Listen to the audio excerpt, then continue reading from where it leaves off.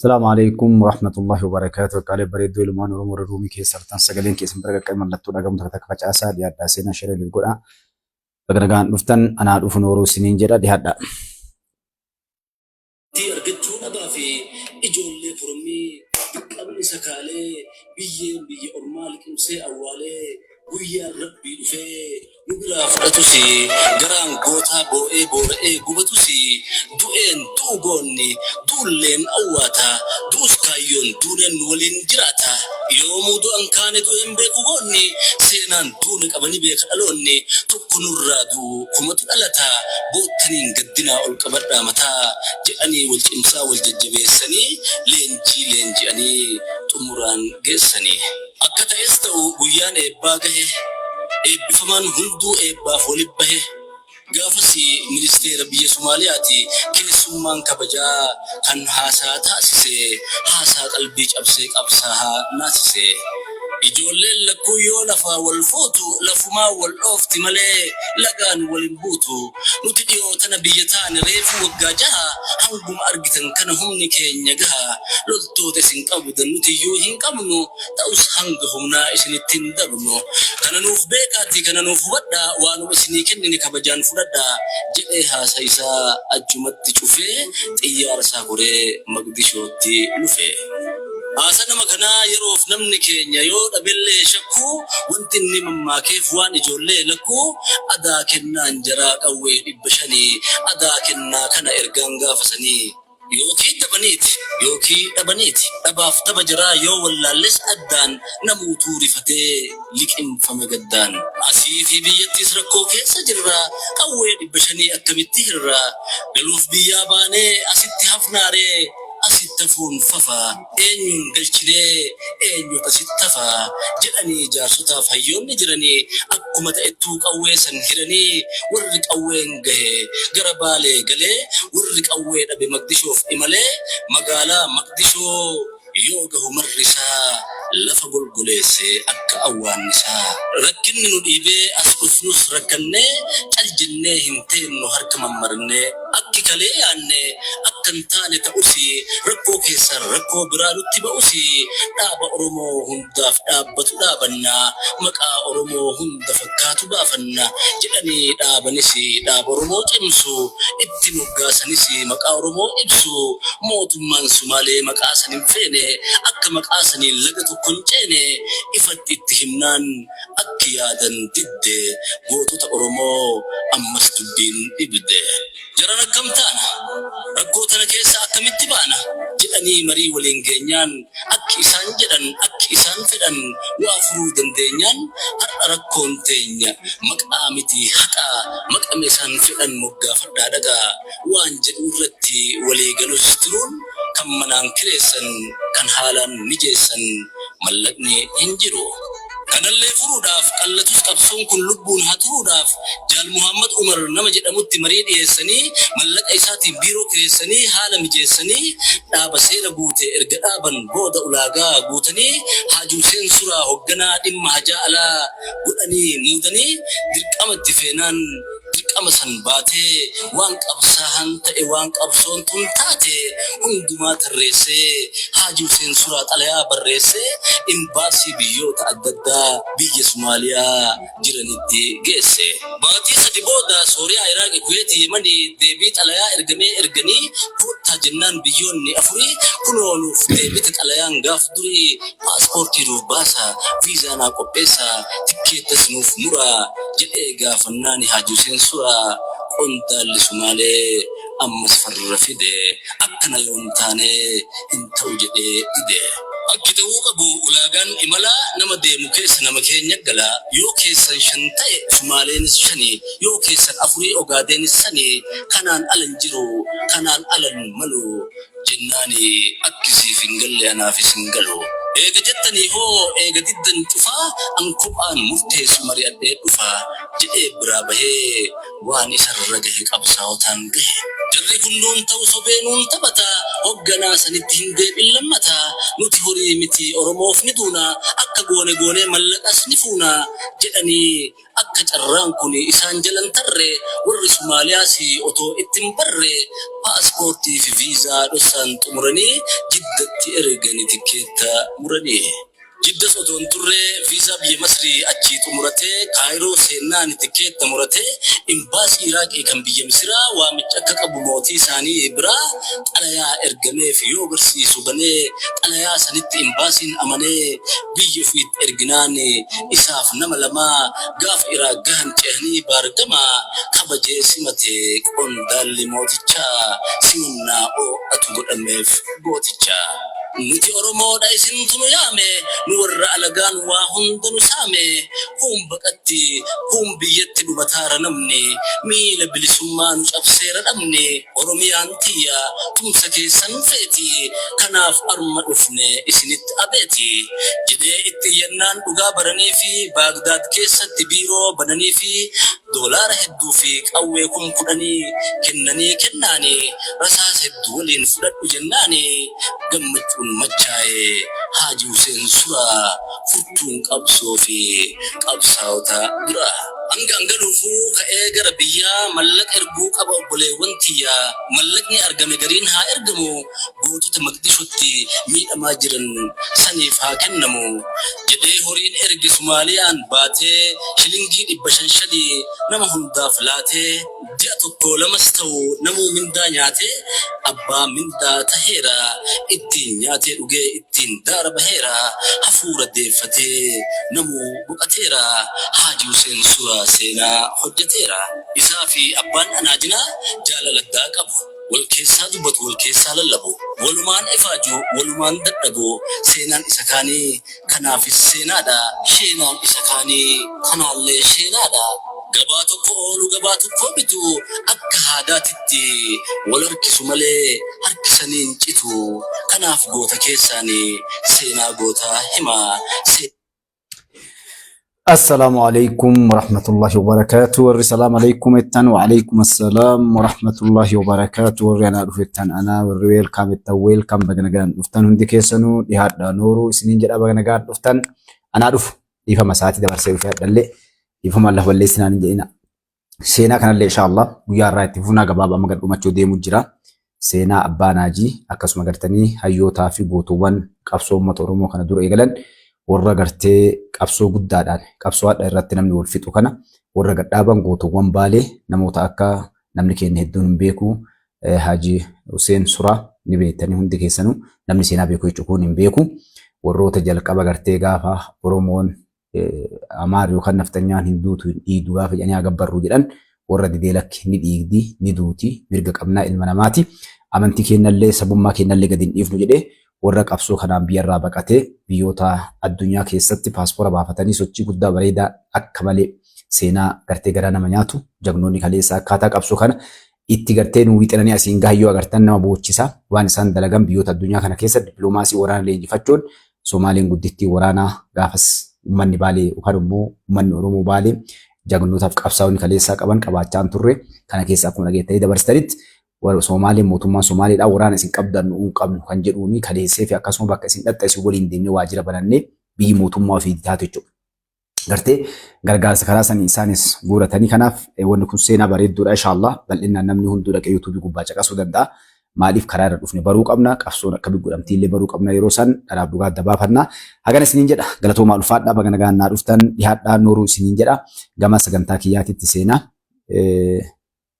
Karaa sagantaa kiyyaatti seenaa inshaallah duraan dursinii haqaa ayyoof abboodhaa anallee isinillee nama haqaa dhaabbaatiin dhaabbatee milkaa'u rabbiin nu haa godhu inshaallah warra haqa dubbatu warra qarra dalagu warra gartee dhugaa saniif dhaabbatu uummata ofiitii fi dirqama rabbiin nurra kaa'e saniif dalagu rabbiin nu haa godhu warra gartee biyya tana irratti nyaachuu ofirratti dalagachuu qofaaf biyya kun wareegama itti kafalee kun itti du'ee jedhetti dhufu osoo hin taane warra haqa tana beennee haqa rabbiin nurra kaa'etan biyya tana walumaan nagaa buufnee waliin gartee guddifnee waliin ijaarree diinaa fira keenyallee saba keenya adda baafnee hawaasa keenya of kenninee dalaynee wareegama barbaachisu dalannee rabbiin nu haa godhu kanaaf haqaadha abbaa keessaniin dagatinaa haqxee haqaadhaaf abbaadhaa irra dursituu waan hundaati haqa rabbii keenyaati jabaadhaa isiniin jedha kaani aansuudhaan uummata addunyaa keessatti dararamaa jiru warra gartee akkuma isin argaa jirtan kana addunyaa keessatti dararaan guddaan gubbaa gahaa jirtuuf du'aa'iin dagatinaa zaalima rabbi nurraa haa qabu jechuun dagatina obboleewwan tiyya yeroo du'aa godhatan gartee yeroo du'aa obboleewwan keenyaa goonu ilma namaa kamiitiifuu goonu akkaataa san rabbi si haa godhu jedhanii du'aa yeroo namaaf goote atis akkaataa san argattaa du'aa hin dagatinaa isiniin jedha jechuudha. Kanaaf mata duree kiyya lamaan qabadhe keessaa tokkochaan fonqolcha mootummaa fi ibsa raayyaan ittisa biyyaa keenya irraallee waliin laalla dursinee kun ammoo nagaa jechaa uummanni Oromoo maalii fi farra nagaa wajjin dhaabbata kan jedhu waliin laalla adda waan barbaachistu isiin tuni waliin laalluuf as keessatti waan kana irratti kaafnes waliif hinna jechuudha.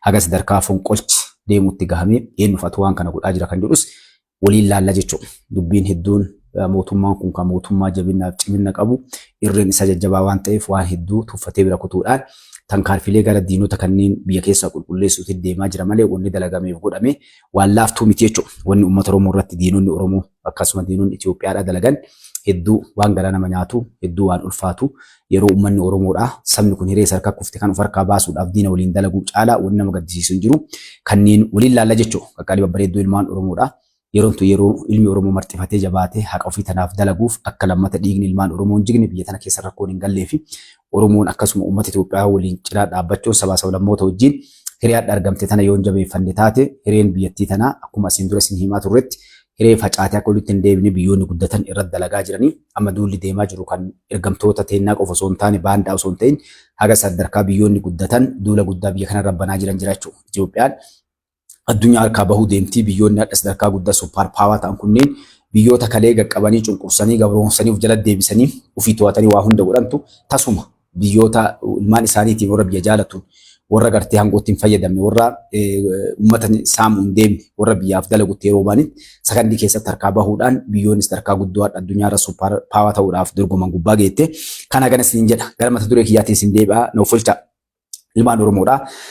Akkuma beektanii oduu gammachiistuu kalee dhageettan isin hundinuu hadhallee rifaatuun irratti argamteettee uummanni keenya Filisxeem obboleewwan keenya Filisxeemiitii fi nageenyi dhufe nageenya bu'e kana waliigaltee Israa'elii fi Filisxeem goote jidduutti hedduu gammachuun guddaan addunyaa irratti namootatti dhaga'amanii ammoo gammachuu san Israa'el deebistee sheexana waan taateef onni gara gaddaatti jijjiirtee jirti. Rabbi fiixa haa baasu ammallee yoo xiqqaatee jechuudha namoota gartee xiyyaaraan dha'uudhaan gara nama 73 olii miidiyaaleen adda addaa gartanii haala adda addaatiin baasaa jiranii haa ta'u muka beekamni nama 70 ol jenneetiin haa fudhannu wareegamne gasga'u ijoollee daa'immaniif dubartii uummata gartee gammachuu kan ala gabbaa'e eegdee jechuudha xiyyaaraan dhoofte wareegamni guddaan ammas argame rabbi warra shahiidummaa isaanii haa kennu kamadaa rabbi haa fayyisu uummanni sun beelaan gartee dheebuudhaan dhukkubaan kamadaa qorsa dhabuudhaan karaan itti cufame gargaarsi alaa seenu guutuu alatti cufamee dararamaa turanii isiisaniif uummanni sun gartee karaan banameef jedhanii yeroo eeganitti ammas deebistee wareegama gasga'u uummata irratti raawwattee jirti kuni gartee gama rabbiitiin tumsa rabbi godheef malee baay'ee jajjabduudha. Maaliif yeroo ammatti wanni Israa'eliin dirqee gar nagaatitti fide dhiyoo kana keessaa yoo irra Hamaas jechuudha tankaarfii guddaa irra fudhatee waraana isaanii gartee Gaazaa keessatti bakka adda addaa fi guyyaa irraa fixaa jira keessaa miinoodhaan humna isaaniitii ol ta'ee gorraa gartee uummata Filisxeemii kana kabahuu dadhabde. Kanaaf tankaarfilee kanneen ilaaltee haala adda addaatiin namoota isaanii kabaasuudhaaf waggaa tokkoof akkasiin argaa jirtan deemaa jiru kan lola deeme kanarratti nama ofii baafachuuf jecha hin baafnaa jira qabnee achi baafne jedhanii tattaafachaa turanii kanallee godhuu hin dandeenye gartee inumaa daranuu warri gartee isaan balleessine jedhan deebi'ee ka'ee isaan dura dhaabbatee waraana isaan sadarkaa waraanni baqatee achi keessaa bahuu fi rakkoo guddaa gubbaa ga'u ga'e jechuudha. Kanaaf obboleewwan tiyya zaalimni bakka hundattuu bakka takka illee hin qabu zaalim ammallee rabba addunyaa keessaa isii haa cabsu. Kanaaf du'aa hin dagatina obboleewwan keenya jennaani rabbiin gartanii isaanii haa tumsu tumsa rabbii qaban uummanni kun uummata nu'uufillee guyyaa ragaa boru qiyaama irrattis gartee nu himatanii jechuudha. Maaliif yoo dadhabne du'aa isaanii godhuu qabna. Gartee wanni kaata rabbiin caaltu yaa rabbi uummata kanaa tumsi yoo jenne wanni nu goonu isin tana jechuudha. Hagamii kennatu guyyaa irraa uummata kana yaadannee du'aa goonaaf uummanni kun uummata obboleewwan tiyya islaamummaallee haqa ilma namaa kam amma biyya faranjii keessatti warri biyya faranjii jirtan wallahi garaa isin ajaa'ibsiisa osoo uummanni musliimaa ta'u uummanni amantii biraa qabu isaanii halkanii guyyaa wareegama gurguddaa kafalaa turanii kafalaallee jiran jechuudha. Namni halkanii guyyaa bahee poolisaa waan adda addaatiin ijoolleen iskoola barattoonni haayiskoolii dhiifama yuunivarsiitii gurguddaa keessa baratan sadarkaa gartee digirii isaanii dippiloomaa waan hunda isaanii ciranii gannaqaniif ifaajee waggaa meeqaa maqaa uummata Filisxeemiif jecha gartee dhabanii jechuudha. Hidhamanii rakkoon gurdaan gubbaa gahee hagammatti nagartee namoonni alhamdulillah uummanni 40,000 wayii oltu dhumate akkasuma uummanni kun waan ajaa'ibaati amantii islaamaattis uummata 10,000 fidanii jechuudha. Namoota karee amantii kana jibban maaliif uummanni kun ka yeroo maatiin guutuun irraa dhumate alhamdulillah qofa jedhu koflaatu badeem kun itti taru baqadhaa jennaan hin baqannuu jaan jechuudha. biyyattiin irratti yoo duune shahiideedha yookaan ni hinjifannaa nu lachuu harka mirgaatiin nuuf jedhan jechuudha uummanni kun. Duunu shahiidee inshaallah jedhan jechuudha. Jiraannu ammoo hinjifannee diina keenya cabsinee biyyattiin irratti abbaa biyyaa taanaa jedhan jechuudha. Uummata akkasiiti. Uummanni kun uummata islaamaa qofaa fi kiristaana keessa jira. Gartee uummata tokkummaan akka Filisxeemii waliin dhaabbatu biyya jechuun taphaa miti jechuudha. Diinii illee jechuun taphaa miti. Kanaaf uummanni kun uummata addunyaa guutuudhaaf barumsa tahee uummata yoo ofii wareegame yookaan ofii gartee shahiidee islaam biraa bakka buufatee addunyaa tanarraa deemee jechuudha. Du'aa yaa goonuu fi uummata akkanaa kana gartanii obboleewwan xiyyaa nama ajaa'ibsiisaa ijoolleen daa'imman isaanii yaa Allah jedhan jechuudha. Yoo madaayan yeroo gartee maatiin biraa dhumatee ka'an yoo beelahan ani badeen jedhan yookaan ammoo akkas taanii takka uf duuba deebi'anii waan maal jedhan Allah yaa Rabbi niyya jechuudha xiqqoon haati abbaan namni hundinuu. Kanaaf akkasii Rabbi furmaata mallee isaanii haa fidu Rabbi isaanii haa tumsu tumsi isaanii kaaliqus samaawaati wal ardi jechuudha. Rabbiin kun waan fedhe dalagaa adda biyyoota gartanii isin argaa jirtan Ameerikaa keessa waan ta'aa deemu jiru argaa jirtanii jechuudha. Dallansuu Rabbi kun gaafa isin nama kaate lola Rabbi namu dhaabuu hin danda'u jechuudha. Lola namaa namni gartee itti qabsaa'ee dhaabaa itti olii tumsa. Lola Rabbi osoo hadha namni wal gargaaree waa godhu Ameerikaa irraa ibidda kana dhaama jechuudha. Ibiddi Ameerikaan amantee gara Rabbii deebina jechaa jirti jechuudha. Maaliif lola Rabbiiti.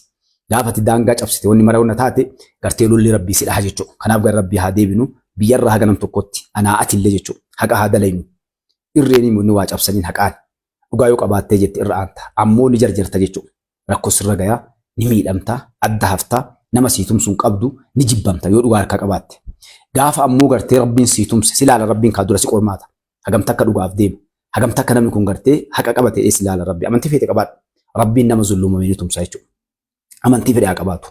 Kanaaf ni zullumamne uummanni musliimaa addunyaa keessatti keessaa uummanni musliimaa jechuun Rabbi haa kadhannu. Waan bira yaa Rabbi hagadhuma wanni irraa eeggamtu yaa Rabbi nu tumsi yaa Rabbi uummata musliimaatii tumsi yaa Rabbi ilma namaa kamuu gartee amantiin teenna nama kamuu lubbuun nama kamiitu akka hin baane haqaan malitti ni dhoorgite amantiin teenna jechuudha. Amantii fedhe haa qabaatu. Kanaaf akkana isiniin jedha gama sagantaa kiyyaatti isinii seenaa jechuudha. Gaarii qaqqaalii babbareedduu ilmaan Oromoo kun akka kaleessaati oduu kalee isinii dabarsu na jalaa kutteetu jira jechuudha. Inshaallah dhallee taatu maan dabarre takka irra isinii dabalee gama sagantaa kiyyaatti seenaa jechuudha. Isin maaliidhaa Qasas Balaay qeessicha isin dura doolaraa miliyoona 6,50 baankii keessaa baasuudhaa fi taallummaadhaan malaamaltummaadhaan dalagee kaleessa jechuudha. Akkuma kaleessa isin dabarsee dhiifama godha. Karaa gartanii mana murtiitiin sagalee waliigalaatiin yookaan ammoo akkuma waliigalaatitti murtiin yakka san dalaguudha irratti gartee murtaa'ee jira jechuudha. Namoonni kunneen warra akkuma isin beektanii kaleessa ilmaan Oromoo yookaan Itoophiyaa sana bakka lama cabsuuf nuti kiristaanaa fi ortodoksii Oromootiif Amaaraa jedhanii biyyattii teenya tana laaquudhaaf waan guddaa dalagaa turan ni beektanii akka Mustafaatti akka tirra qabsaa'ee warra kana akkuma hadha jawwee irra qabsaa jiru kanatti jechuudha. Warri kun ni kijibanii warra kaleessas ilmaan Oromoodhaa gabrummaa jalatti nu cabsanii agurra kaleessa illee dhaqee hambatti heerumee gartee aadaa jijjiiratanii afaan jijjiiratanii kalee achi keessa ta'aniitiin gartee isaa wajjin irra dalagaa turan jennee dura dhaabbannee jechuudha. Alhamdulillahi rabbil alamin Rabbiin kun dhugaa baasa dhiiga ilmaan namaa waan nuti ilmaan Oromoo jennee waliin deemnu kalee yakka san irra dalagan hadha Rabbiin isaan qabee qabamanii hadha murtii manni murtii kunoo dhibba harka dhibbarraa dhibbatti irra murteessa jechuudha. Kuni hinjifannoo gurguddoodha. Maaliif haqi zaalimni yeroo akkana qabee Rabbi isa baasee jedhe kabiraallee warroonni isaan jala deemanii biyya tana laaquuf jeequuf deemanillee akkasuma Rabbi isaan qaba jechuudha. Kana qofaa miti hedduun isaaniittu warri waan kana keessaa harka qabaniif fakkaataan kanneenillee inshaallah karaa seeratti dhiyaachuu deeman jechuudha. Kun kana kabiraa kan dabalee sagantaa kiyyaatti aanu akkuma isin dura isin himaa turretti bal'inaan warri hin argin peejii kee jala seentanii ilaaluu dandeettanii poolisni gartee biyyattiidha karaa federaalaa akkuma isinii poosti goonee jirrutti teekinooloojii yookaan ammoo karaa gartanii dirooniitiif kaameraa waan adda addaatiin nagaha biyya kana eegsisuudhaaf bobba'an leenjii xumuratanii dhiyoo kana shaakalli torbaan dabre keessa ture. Karaa hojiitis seenanii jiran jechuudha. Akkuma biyyoota guddatte kamiititti amma achi ganda keessa deemtee miilaan harkaan nama barbaadu osoo hin taane teekinooloojiin gargaaramuudhaan namoota haala jiru odeessa jiru infoormeeshinii osoo miilaan hin dhandhe waan haasamu waan dalagamu eenyuuf akka holgaan maal akka dalagaa jiran namni barbaadamu eessa akka jiru karaa gartee eenyummaa isaatiin maqaa isaatiin fingarpirii haala adda addaatiin haalota danda'ame saniin gartee adda baafachuudhaan kan danda'ame karaa gartee waraanni itti bobba'uudhaan poolisni dhiifama poolisni itti bobba'uudhaan adda gartee poolisni karaa gartee saree waan adda addaatiin akkuma beekamiititti leenjifamee bobba'amee jira. Kanaan bobba'anii qabuudhaan kun danda'amu ammoo dirooniin mataa isii tankaarfii fudhachuudhaan jechuudha. Namoota nama qabamuu hin dandeenyeef meeshaalee harkaa qaban yoo ta'anii rakkoowwan san gubbaa dhufu taate dirooniin amma qophaa'e kunneen kallattiidhaan dirooniin meeshaa hidhattee waan deemtuuf tankaarfii irra fudhatte jechuudha. Kunneen gara hojiitti hiikamee jira.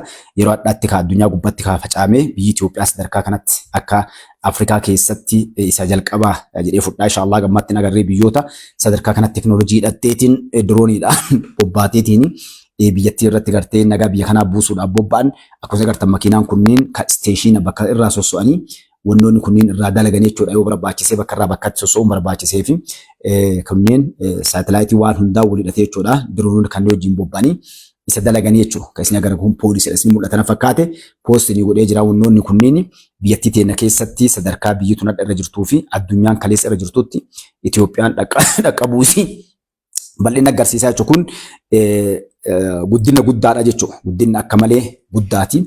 Namni akka leessaa san nama barbaadee sirachuu osoo hin taane diroonii samii keessa erganii dirooniidhaan gargaaramuudhaan teknoolojii harkaa qaban gubbaatti akkam telefoona keenya ilaalu kana jechuudha. Bakka namni sun jiruu fi maal akka harkaa qabu dirooniin ammoo infoormeeshinii dhibbatti jechuudha. Meeshaa xixiqqaarraa guddaatti inni harkaa qabu namoonni sun eessa akka jiran naannoo isaanii maal akka jiru karaan sun maali akka murtaa'u namni dhaqee waa godhuu danda'u sochiilee warra sanii dhibbatti hordofuudhaan akka inni waliin dalagu haga sareen baasutti jechuudha. Warroota akkuma biyyoota guddataniitti sareen kunniin kan teknoolojii kanaa walii hidhatanii deeman kaameraa mataa ofii hidhatanii deemuu danda'an haalota gartee akkuma biyyoowwan galanitti deemamaa jira jechuudha. Kanaan gaaf duratti inshallah artificial intelligence walii hidhamee jechuudha. Sadarkaa poolisni ta'anii tuman jechuudha. Hojii hunda waajjira qofa keessaa raawwachuu tarkaanfii fudhachuu yakkamaa qabamuun karaa teknoolojii qofatti deebi'aa jirti biyyattiin.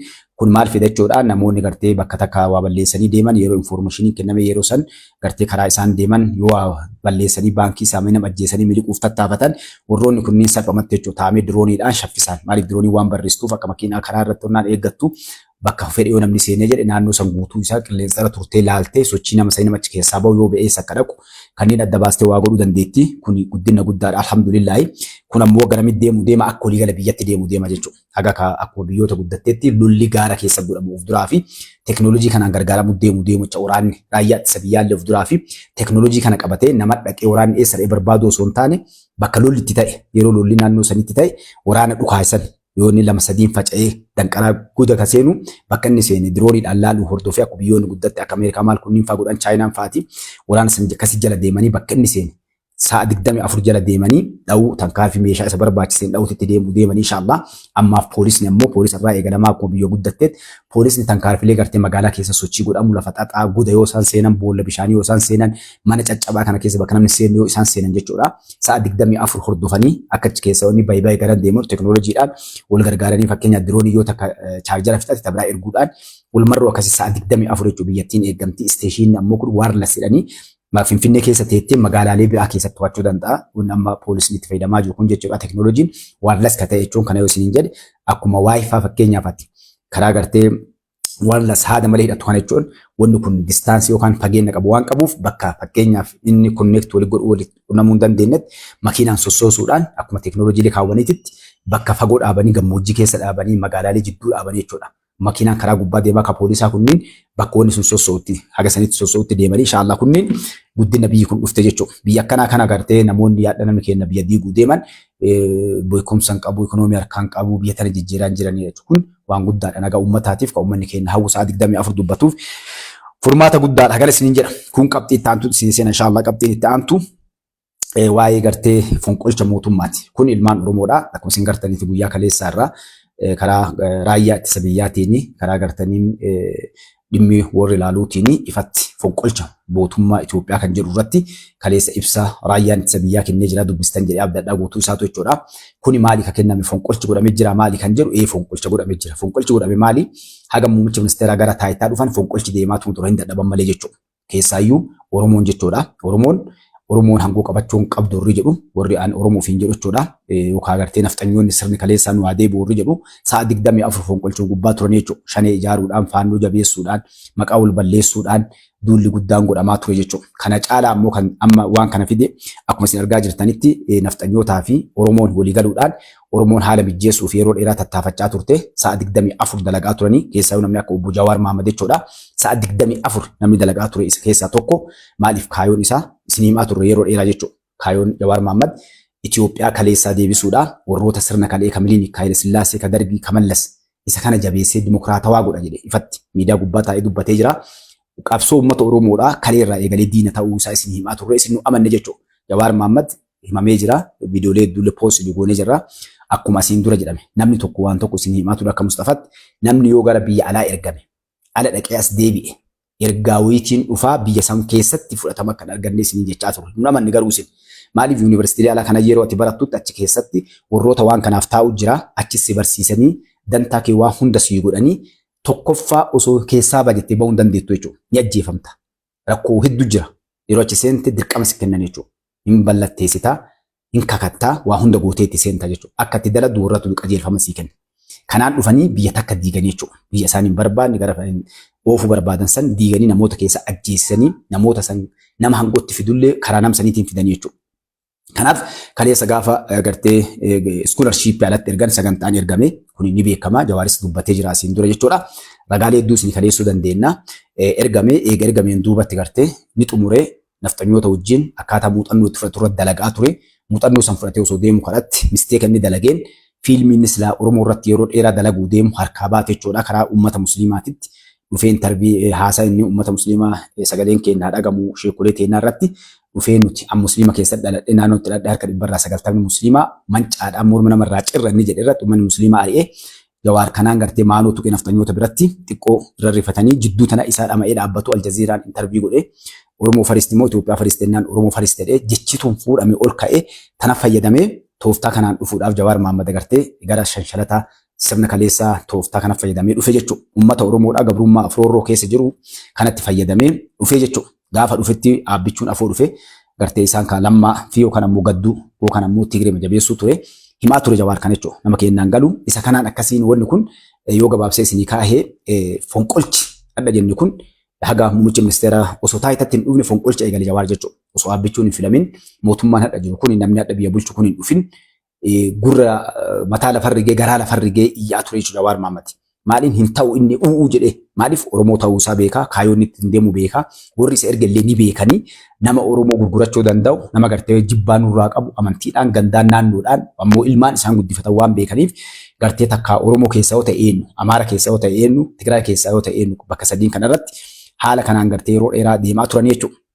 Akka kanaan kan inni kan akkuma isinii himetti hayyu duree yookaan ammoo muummicha ministeeraa kan ta'uu danda'u Lammaa Magarsaa yookaan ammoo Gaddu kan jedhu dhufe jechuudha. Kanneen lamaa yoo hin taane TPLF fangootti deebi'uudha kan jedhu kun uummanni Oromoo adda biyya bulchuu hin danda'u wallaalaadhaa barumsa hin qabnu dandeettii hin qabnu warri dandeettii qabu Tigree fi Amaara kan jedhuun ifatti miidiyaalee irratti afaan Oromoo afaan Amaariffaatiin Ingiliffaanis dubbachaa ture Jawaar Mahammad yeroo kana dalagu Oromoo ta'ee dubbachaa ture jechuudha. Oromoo hayyuu Oromoo aktiivistii Oromoo ta'ee dubbachaa ture lakki isin jechaa ture. Hayyuu Oromootillee miti aktiivistii Oromootillee miti ergaa naftanyoota diinaatiin deema isin jenne jechuudha. Namoonni hedduun hadha amanuu jiran. Soo kanaaf fonqolchi hadha dalagame kun maali yoo jedhame waliigaltee bakkootas keessaayyuu sadiitii wanni kun dalagame tokko naannoo Oromiyaa warroota hayyoota Oromoo ofiin jedhan obbo Jawaar Mahammadii fi Lammaa Magarsaa dabalatee kun karaa gartanii Gadduu fa'aatiin jechuun ni beektanii kun karaa Tigraayin. Warroonni kunniin aga tokko suuraanis poost isinii goonee jirra. Namoota waan kanarra hirmaatan jechuun wanni kun yeroo dheeraa dalagamaa ture. Ka dalagamaa ture ammoo maali? Karaa gartee biyyattii keessatti hoogganoota taayitaa gubbaa jiran milishaa gandaa irraa haga raayyaa ittisa biyyaatitti haga ministeerotaatitti haga gartee qotee bulaatitti guutuu isaa ijaaranii uummata Oromoodhaa madaa inni kalee qabutti hooquudhaan namoota barumsa hin qabne ijoollee siyaasaa irraa hin beekne ijaaruudhaan uummanni Oromoodhaa akka inni gartee shakku akka inni wal dura dhaabbatu amantiidhaan gandaan waan kana oofanii warroota dandeettii siyaasaa qaban akka namni jala hin deemne akka namni hin dhageenye maqaa adda addaa itti baasuun duubaan nama irratti ijaaruudhaan ganda isaa irratti kaasuudhaan akkasiin namoota ijoollee durriyyee sooshaal miidiyaa irra baasanii karaa sooshaal miidiyaatiin duula guddaa baranii warroota hiyyeeyyii rakkatoo namoota baratan namoota taayitaa gubbaa jiran horii xiqqaa itti erguudhaan nu dhufuu jirra akkanaa of dura gaafuun akkanas goona jechuudhaan yeroo dheeraa biyya kana irratti dalagaa turanii irra guddaan geemii kana guutuu taphachaa ture abbootii qabeenyaa biyyattii keessa jiranii abbootiin qabeenyaa yeroo cufaa akkuma aabbichuun asiin dura jedhan namni warra taayitatti dhufe baalaksu yookaan ammoo durriyoomsu yookaan hanna barsiisu abbootii qabeenyaati. Abbootiin qabeenyaa gahee guddaa qabanii jechuudha biyya takka irratti diiguuf ijaaruu irratti mallaqa harkaa qabanii namoota hunda akka fedhan godhanii kaan dubartiin bitanii kaan farshoodhaan bitanii kaan garaa isaatiin bitanii kaan dantaan bitanii haala adda addaatiin isaan gara iddoo waan nama dhiyaatanii waajiratti illee dhaqanii waliin haasa'uu waan danda'aniif abbaa qabeenyaatiin dhimma ofiitiif waajira dhufe jedhaniini gartee karaa kanaan geemii guddaa dalaganii jechuudha. Tokkoffaan baankii biyyattii keessaa yeroo birriin amma duraan jirtu mallasi sun hin jijjiiramin horii baankii keessaa baasuudhaan qotaa awwaalaa mana keessa jedhame kanas muummichi ministeeraa harkaa fashaalsee eega mallaqni dhufe ammoo karaa diinagdeetiin haala adda addaatiin dalagamaa ture jechuudha. Kun hundi fonqolcha mootummaati. masqala addabaabaa yookaan ammoo dirree san gubbaa boombii abbichuu darbachuu irraa eegalee Hacaaluu ajjeesuu qabatee garteen kabbabushii qabatee guutuun isaatu fonqolcha mootummaa ture. Akkasuma amantii ortodoksiidha bakka lama adda baasanii guyyaa gartanii ximqata waan adda addaa amantii warraa kana gubbatti Oromoof Amaarri gamaa gamana baanii Finfinnee keessa rabshaa kaasuudhaan 4 kiiloo warra qopheessan shaneedhaaf faannoo cabsitee akka 4 kiiloo seentu godhuudhaaf yeroo hedduu tattaafatamaa ture. Kana guutuu isaa akkuma beektanii isin himneetiin wanni kun akka hin taane godhaa turre irreecharra fayyadamuudhaan haalli gartee hagammatti amantiin ittiin fayyadamu yoo jiraate amantii musliimaa qofa keessatti guyyaa amantii uummata musliimaa qofa. Maaliif kun namaaf hin mijaa'u jechuu shoror keessaaf.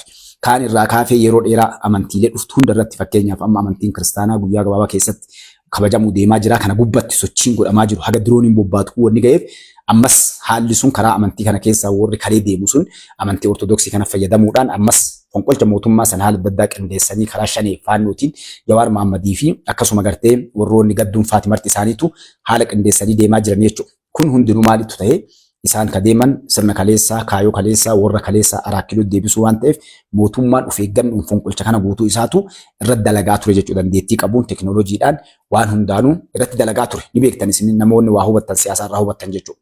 Amma maaliif raayyaan ittisa biyyaa gabbahee waan kana ibsuuf bayoo isin jettan wanni dhiyoo kana dalage waan taphaan ture jechuudha.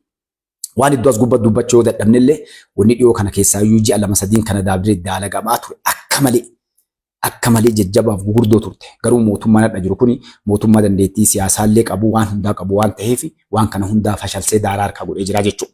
Akkuma isiniin jedhe yoo ibalu isin himuu baadhee garee 3 jira. Garee 3 kuni garee 2 warra fonqolcha kana irratti dalagaa turanii gareen sadaffaadha ammoo garee yoo warri kun fonqolcha kana kaase eega wanni kun cabe mootummaan kun diigame gartee abbaa qabate irratti gargaaru yookaan ammoo warri kun lamaa yoo wal cabse gartee aan dhaqee aangoo qabadha kan jedhee deemaa ture jechuudha. Kun hundi isaatu hin taane. Marti isaatu gartee waliin dalaga sadiinuu jechuudha. Sadiinuu harka ol keessaa qaba. Kasdaffaa jidduu jiru kun ammoo eenyu waliin dalagaa warra lachuu waliin dalagaa jechuudha. Warra lachiinuu jabaadhaa yoo isin dhuftan akkana goona jedhaa gartee waa hedduu dalagamaa ture. So kun hundinuu mootummaan adda jiru kun mootummaa karaatti karratti akkasumas beektan dhiinsaa nama uume waan ta'eef nama ammallee diinaa fira adda baafatee ijoollummaa isaarraa qabsoo kana Oromoo keessa ture waan ta'eef adda baasee eenyummaa isaanii beekaa waan isaan dalagan beekaa nama teknooloojiidhaan fayyadamuu danda'u. Teknooloojiin gargaarii waan san gargaaramu waan san fashalsee jechuudha. Kanaaf ilmaan Oromoodha. Nuti akka ilmaan Oromootitti rakkinni Oromoo irra waggaa 150 gahe akkuma nurra gahe kana nurra gahe jechuudha. Akka biritti miti. Maqaa Oromoo kana dura kaanii an Oromoo jedhanii dhufanii ka dalaganiif ammoo Oromoo osoo hin taane diinota keenyaaf dalagaa turan jechuudha. Isa kana nu cabse Oromoon garaa bal'atti garaa laaffatti nama hayyuu jajjaba kaanii ajjeesanii kaan akka nam jala hin deemne godhanii kaan biyyaa baasanii kaan hidhanii laamshissanii akka inni gartee sammuun isaa dhuuftu godhanii wallaalaa ammoo qabatanii deemanii jechuudha. Harka dhuufsisanii alaabaa itti kennanii sirba itti bananii tumaan bakka hundattuu ilmaan Oromoodhaa gartee ficcisiisaa turanii akkasiin gabrummaa waggaa dheeraa nu tursiisanii har'a ammoo yeroo hireen Oromoo harkatti kufte Oromoo harkaa baasuuf ammallee Oromoo fayyadamanii dhufanii kanaaf tun tana fakkaatti jechuudha. Kanaaf ka waa'ee fonqolchaa akkuma waliigala raayyaa ittisa biyyaa baasanitti warroonni dubbisii yoo jiraatan raayyaan ittisa biyyaa nuti gartee ilmaan biyya kanaati. Biyya kanaaf ammoo gartee nuti paartii tokkollee osoo hin gargaarre nama biyya kana diigu mootummaan nu amma achi fudhannu Itoophiyaa keessatti mootummaa karaa filmaataatiin dhufe malee karaa qawweetiin warra deemu tokkollee hin fudhannu kan jedhuun ibsa baase. Mootummaa dhufe ammoo kamuu nuti paartii yookaan ammoo qaama mootummaa kanaa dirqama mootummaan kun waan nu kennu mootummaa uummanni filate kamuu waliin dalayna. Ka fonqolchaaf deemu kamuu ammoo mootummaa isa waliin taanee dura dhaabbanna kan jedhu raayyaan ittisa biyyaa ifaan ifatti ibsa baase jechuudha. Kana wanni baaseef ol ka'ee akkanumaan ka waan lafa hin jirreef miti. Duulota deemu fashalsuudhaan eega fashalsee dubbata mootummaan hadha jiru kuni lola deema jedheen dubbatu lolee hinjifatee yoo gale akkuma abbichuun jedhe sani goonni gartee gaafa dhaqu hin geerraru dhiichisu gaafa galee dhiichee dhusan wanni kun guutuun cabee diigamee jennaan amma gabbahee raayyaa ittisa biyyaa ibsa kana baasee jechuudha. Kanaaf wanni hedduun deemaa jiru warroonni gartee keessa hubannoota qabdan argaa jirtanii abbootiin qabeenyaa keessaayyuu warroota hubannoo qajeellootti qaban waa dalagaa turan ajjeesuu icciitiin akka hin baane ol eegalanii jiranii ajjeechaan akka malee abbootii qabeenyaa hedduu irratti deddeebi'aa jira naannoo Oromiyaa fi Amaaraa keessa jechuun maaliif isaan kan inni ajjeesaniif Mustafaan isin dura isin himaa ture jechuudha. Warroonni jara wajjin dalagan ni ajjeefama maa'ii isiniin jedhe maaliif icciitii jalaa baha abbootiin qabeenyaa lubbuu fi jaalatanii qabeenya ofii jaalatanii mootummaa dhufe kam waliin deemanii isaan icciitii baasuu irratti illee salphaadha jechuudha. Adda gaafa cabanii wanni marti diigamee argan abbootii qabeenyaa kanneen dhabamsiisaa jiran warra waliin dalagaa turan kana dhabamsiisaa jiran jechuudha. Tokko ijoollee gaara kee jirtu irraa eegalee kaadiree irraa eegalee wanni amma milishaa ganda keessatti ijaaranii oofan kun milishaan kun ka dalagaa jiran mallaqaan dalagamaa jira. Milishaan nama ajjeestu kun milishaa mootummaan kaahee miti namoota yuunifoormii milishaa uffisuudhaan ajjeesisuu rakkoolee geessuu wanni hedduun gartanii akkuma isin argaa jirtanitti keessaayyuu adda yeroo Oromoo irratti waan qoshaashaa guurtee walirratti poostii guurtu kana caalaa nama gaddisiisu hin jiru jechuudha. Namni biyyaa qabsaa'e waan sirnaa kaayoo ittiin deemu deema malee akka saree qarra deemtee waa qoccuu waan hin taane guuranii ilmaan Oromoo irratti duula banuun hafa saba keenyaaf jechuudha. Kanaaf akkuma isin beektanitti dhiyoo kana waan hedduu isin himaa ture uummanni Harargee, uummanni Baalee, uummanni Arsiidhaa ofii gadhaa haga Gujii Booranaan baatu isiniin jedhe. Karaa kana gubbatti waan guddoo isin awwaalan isiniin jedhe Mustafaan. Gaafa kana naannoo Arsiillee ta'e naannoo Harargee keessatti milishaalee nama ajjeefne rakkoolee hin turre jechuudha. Gaafa isin dubbadhu. Adda wanni kun hundi ajjeechaan bakka hundatti akkuma argaa jirtan kana ijoollee ganna 13 ajjeesan laala waan dalagan. Uummata kaasuuf jechuudha. Milishaa yoo nama ajjeestee ajjeesuun jiraate guddaa maan ajjeefne namoota waa beekan nama gartee abbaa manaa maal kanneen ijoollee maaltu ajjeesuu fide kun uummata kakaasuu gara hundattuu gartee rafshaa kaasuu dhugumaan wanni jedhan san jechuudhaaf kun dalagamaa jira kanatti qabxiixaan keessa gad dhufaa kanaafuu wanni yaaddame sun fagoo dheeraa ture waa guddaa xaxame kana yoo isiniin jennu ammoo Jawaar Faati jabaattee gadduunfaa Ayyaaloo Faati jabaatanii kana dalaganiitiin harka biyya alaattu keessa jira jechuudha. Lidatuun Faati ka wal'aansaan deemellee ka kitaaba gurgurachuu deemellee alatti bakki itti walga'an jechuudha. Wanni itti walga'an baallama isaaniiti. Jawwiin as jala dhiyaatee dalagaa tureen irratti Ijiptii fi Somaaliyaa wajjin akkasuma Eertiraa wajjin waan guddaa dalagaa ture jechuudha. Milkoofne ni kasaare. Dirqama fudhatee nafxanyoota irraa ittiin bobba'e bakkaan ga'uu hin dandeenye jechuudha. Kitaaba kanallee wanni inni qopheesseef yeroo gartee rafshaan kun ka'utti gabbaasee gabaa irratti baasee akkana kaleessi ajjeefna jedhanii waan amma jedhu kanneen guutuu isaa darbatee miidiyaa irra gabbahee gaafas waa dhukaasuu ture jechuudha.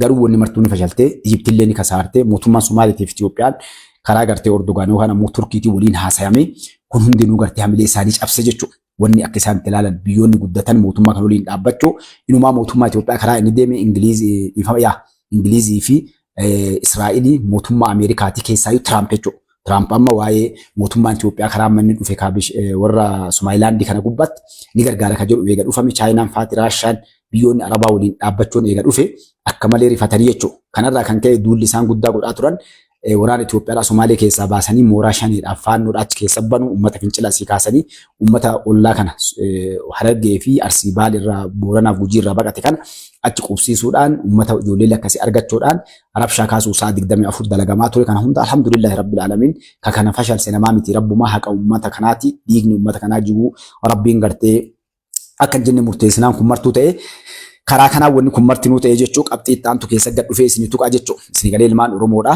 Kanaaf wanni itti aanu itti waliitun maali uummanni Oromoo maaliif nama isarratti akkuma beektan argaa jirtan kana uummanni kun nagaa faarsaa maaliif warra nagaa biyya kanaa diigu laaqu wajjin maaliif dhaabbata tana bakka waan guddaatti olii dubbannu jechuudha. Inshallah sirra gabaabsaa saata akka yeroo geenne keessatti fixannaa jechuudha. Uummanni Oromoodha wanni inni gartee nagaa faarsaa nama nagaa hin qabne waliin dhaabbatuuf maali? Gaafii nama hedduuti. Uummanni keenya dha cinqamee milishaan nama ajjeesaa jirtu. Humna himatan gibirri dabalee biyya tana keessatti keessaayyuu naannoon Oromoo jechuudha. Nama hunda dura balaa hundaa kakaaseesi. Osoo TPLF biyya tana buqqaate waan dubbanne ganda keenya Oromoo kan iyyee dadhaban jechuudha. Osoo naannoon nafxanyaa wata kan dubbatin Amaaraa wata kan dubbatin keenya kana ka dadhabne jechuudha. Haddallee kan milishaan nama ajjeesaarti jedhee ka'e milishaan yoo taate akka biyyatti ijaarame. Naannoo Oromiyaa qofaa miti. Waliigala biyyaa keessatti ijaarame jechuudha. Ka iyye kana. Fakkeenyaaf warroota kana ragaa isinii kaleessuuf jechuudha. Gaafa muummichi ministeeraa gara taayittaa dhufe. Osoo namni tokko uummanni guutuun simachaa jiru Oromoon naannoon Oromiyaa maal jettee jecha nam tokko qabattee yoo Oromoon lala jecha Jawaar tokko qabattee osoo muummichi ministeeraa taayittaatti as dhufutti jiru hin dhufin bar hin dhufa jedhame. Ka iyyee dadhaban Oromoo jechuudha. Maaliidhaa jecha hamaa sana nama jechuun barbaadu jedhame jechuudha. Jechi sun nama guutuu gurra qabate ilmi namaa. Ilmi namaa akkamitti? Nu yeroo maraa nama keenya jabaamaa akkana godhan namni kun gabbee jechuudha. Osoo keenya akkasitti iyyuu gara taayittaa dhufe muummichi ministeeraa. Yeroo gara taayittaa dhufe namni boombii itti darbate. Warra san nama 11 keessaa namni 9 Oromoo jechuudha ijoolleen sun. Warri boombii san qindeessanii dhufanii itti darbatan ikala harkuchisiisuu jechuudha. Oromoo ija jaamsuu namni 9 ijoolleen sun ijoollee Oromoo jechuudha. Nama lamatu saba biraati. Lala jalqaba Oromoon gabboo jechuudha. Eega kun fashale hoo jecha namni biraa jedhe isa jedhe jedhanii fakkeenyaaf akka maali mangaa jedhu bobbuu yookaan ammoo waa walgala yaa'u jedhu san isa jechisiise jedhanii namni jalqaba gabbaa'e Oromoo jechuudha. Jecha mangaa jedhamu Isatu jechisiiseedha jechuudha. Maaltu jedhee dubartii yoo walaloo baaste jedhe mangaa isi jettu keessaa fuudha isa nu jechisiiseedha. Tokko lamaa miti. Jecha muummichi ministeeraa paaspoortii ni jedhe ni yaadattan. Haga muummichi ministeeraa dhaqee naannoo Oromiyaadhaa jaran. Abboo amantii itti amantan sallaala rabbi dhiisaa. Yoo tiyyallee taate rifate uummanni harargee ni yaadattanii Oromoon guutuu rifattee irra dhaabbatan. Dheeraa. Lola TPLF warra ilmaan Oromoodhaa akkasii lafa gad harikaan namni waliin dhaabbatee dhiichisee maqaa iddoo dhibbaaf dhiifama naa godha maqaa namaadha ulleen gaarii miti hadha. Haga namni keenya sheekoleen teenna gabbaatee Gabratsiyoon ni deebi'a Geetaachoon ni deebi'a eessa abbaa keessanii seentan. Dhiifatti gabbayee masgiida keessatti bakka hundatti charchitti namni gabbayee dadhabanii dhiichise isaanii jechuudha. Haga ifa baanii shanee waliigaltee ani waliigalleen murtaa'ee gabbaye. Marroodhaa fi Gabratsiyoon faatolii mallatteessan jennaan Oromoon dhiichistee ala kanatti waliin gangalatanii cabbii keessa bulanii aduu keessa haga nam ajjeesanii ni yaadattanii warra lammii Ameerikaa ajjeefame jechuudha. Ka waraaname, ka tumame. Wanni hin ta'in jiru maqaa kanaan gartanii balaan meeqa dhalatee dhiichisanii waliin ajajaan Tigree ta'ee Oromoo dhiikalee gannaqan jechuudha. Tigreen kasaartee cabxee jechuudha. Gaafa TPLF cabxee daaraa taatee galtee nu galan faan dhuggalan. Oromoon isin dalagee xiqqii. Isin tuttuquu fagana isin tuqe. Hacaaluun ka ajjeese Oromoo. Jawaar katabeera kitaaba isaa irratti. Akka nama jabaa tokko ajjeesanii mootummaa tokko jissuu danda'an ifatti kitaaba dhugaantu dhufeen ijjiitii kaayee jira jechuudha. Oromoo ajjeesaa jirti amma nama biraas baatee ajjeesuu dadhabdullee miseensa isaanii ajjeesuu eegalan. Namtichi amma gartee kaafaa ootimoo abaa'oo kaagaa maqitti ajjeesan gartee maaliif ajjeesanii siyaasaa isarratti illee rafshaa kaasuu jechuudha. Abbootii gadaa fixame kana ka fixe warra maaliin eenyu waliin kunuuti ifa bayoonni martuu diida gabba'u deemu jira.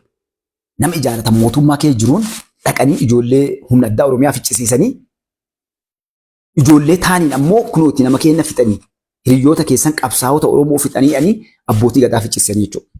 Laa sisteema isaan dalagan.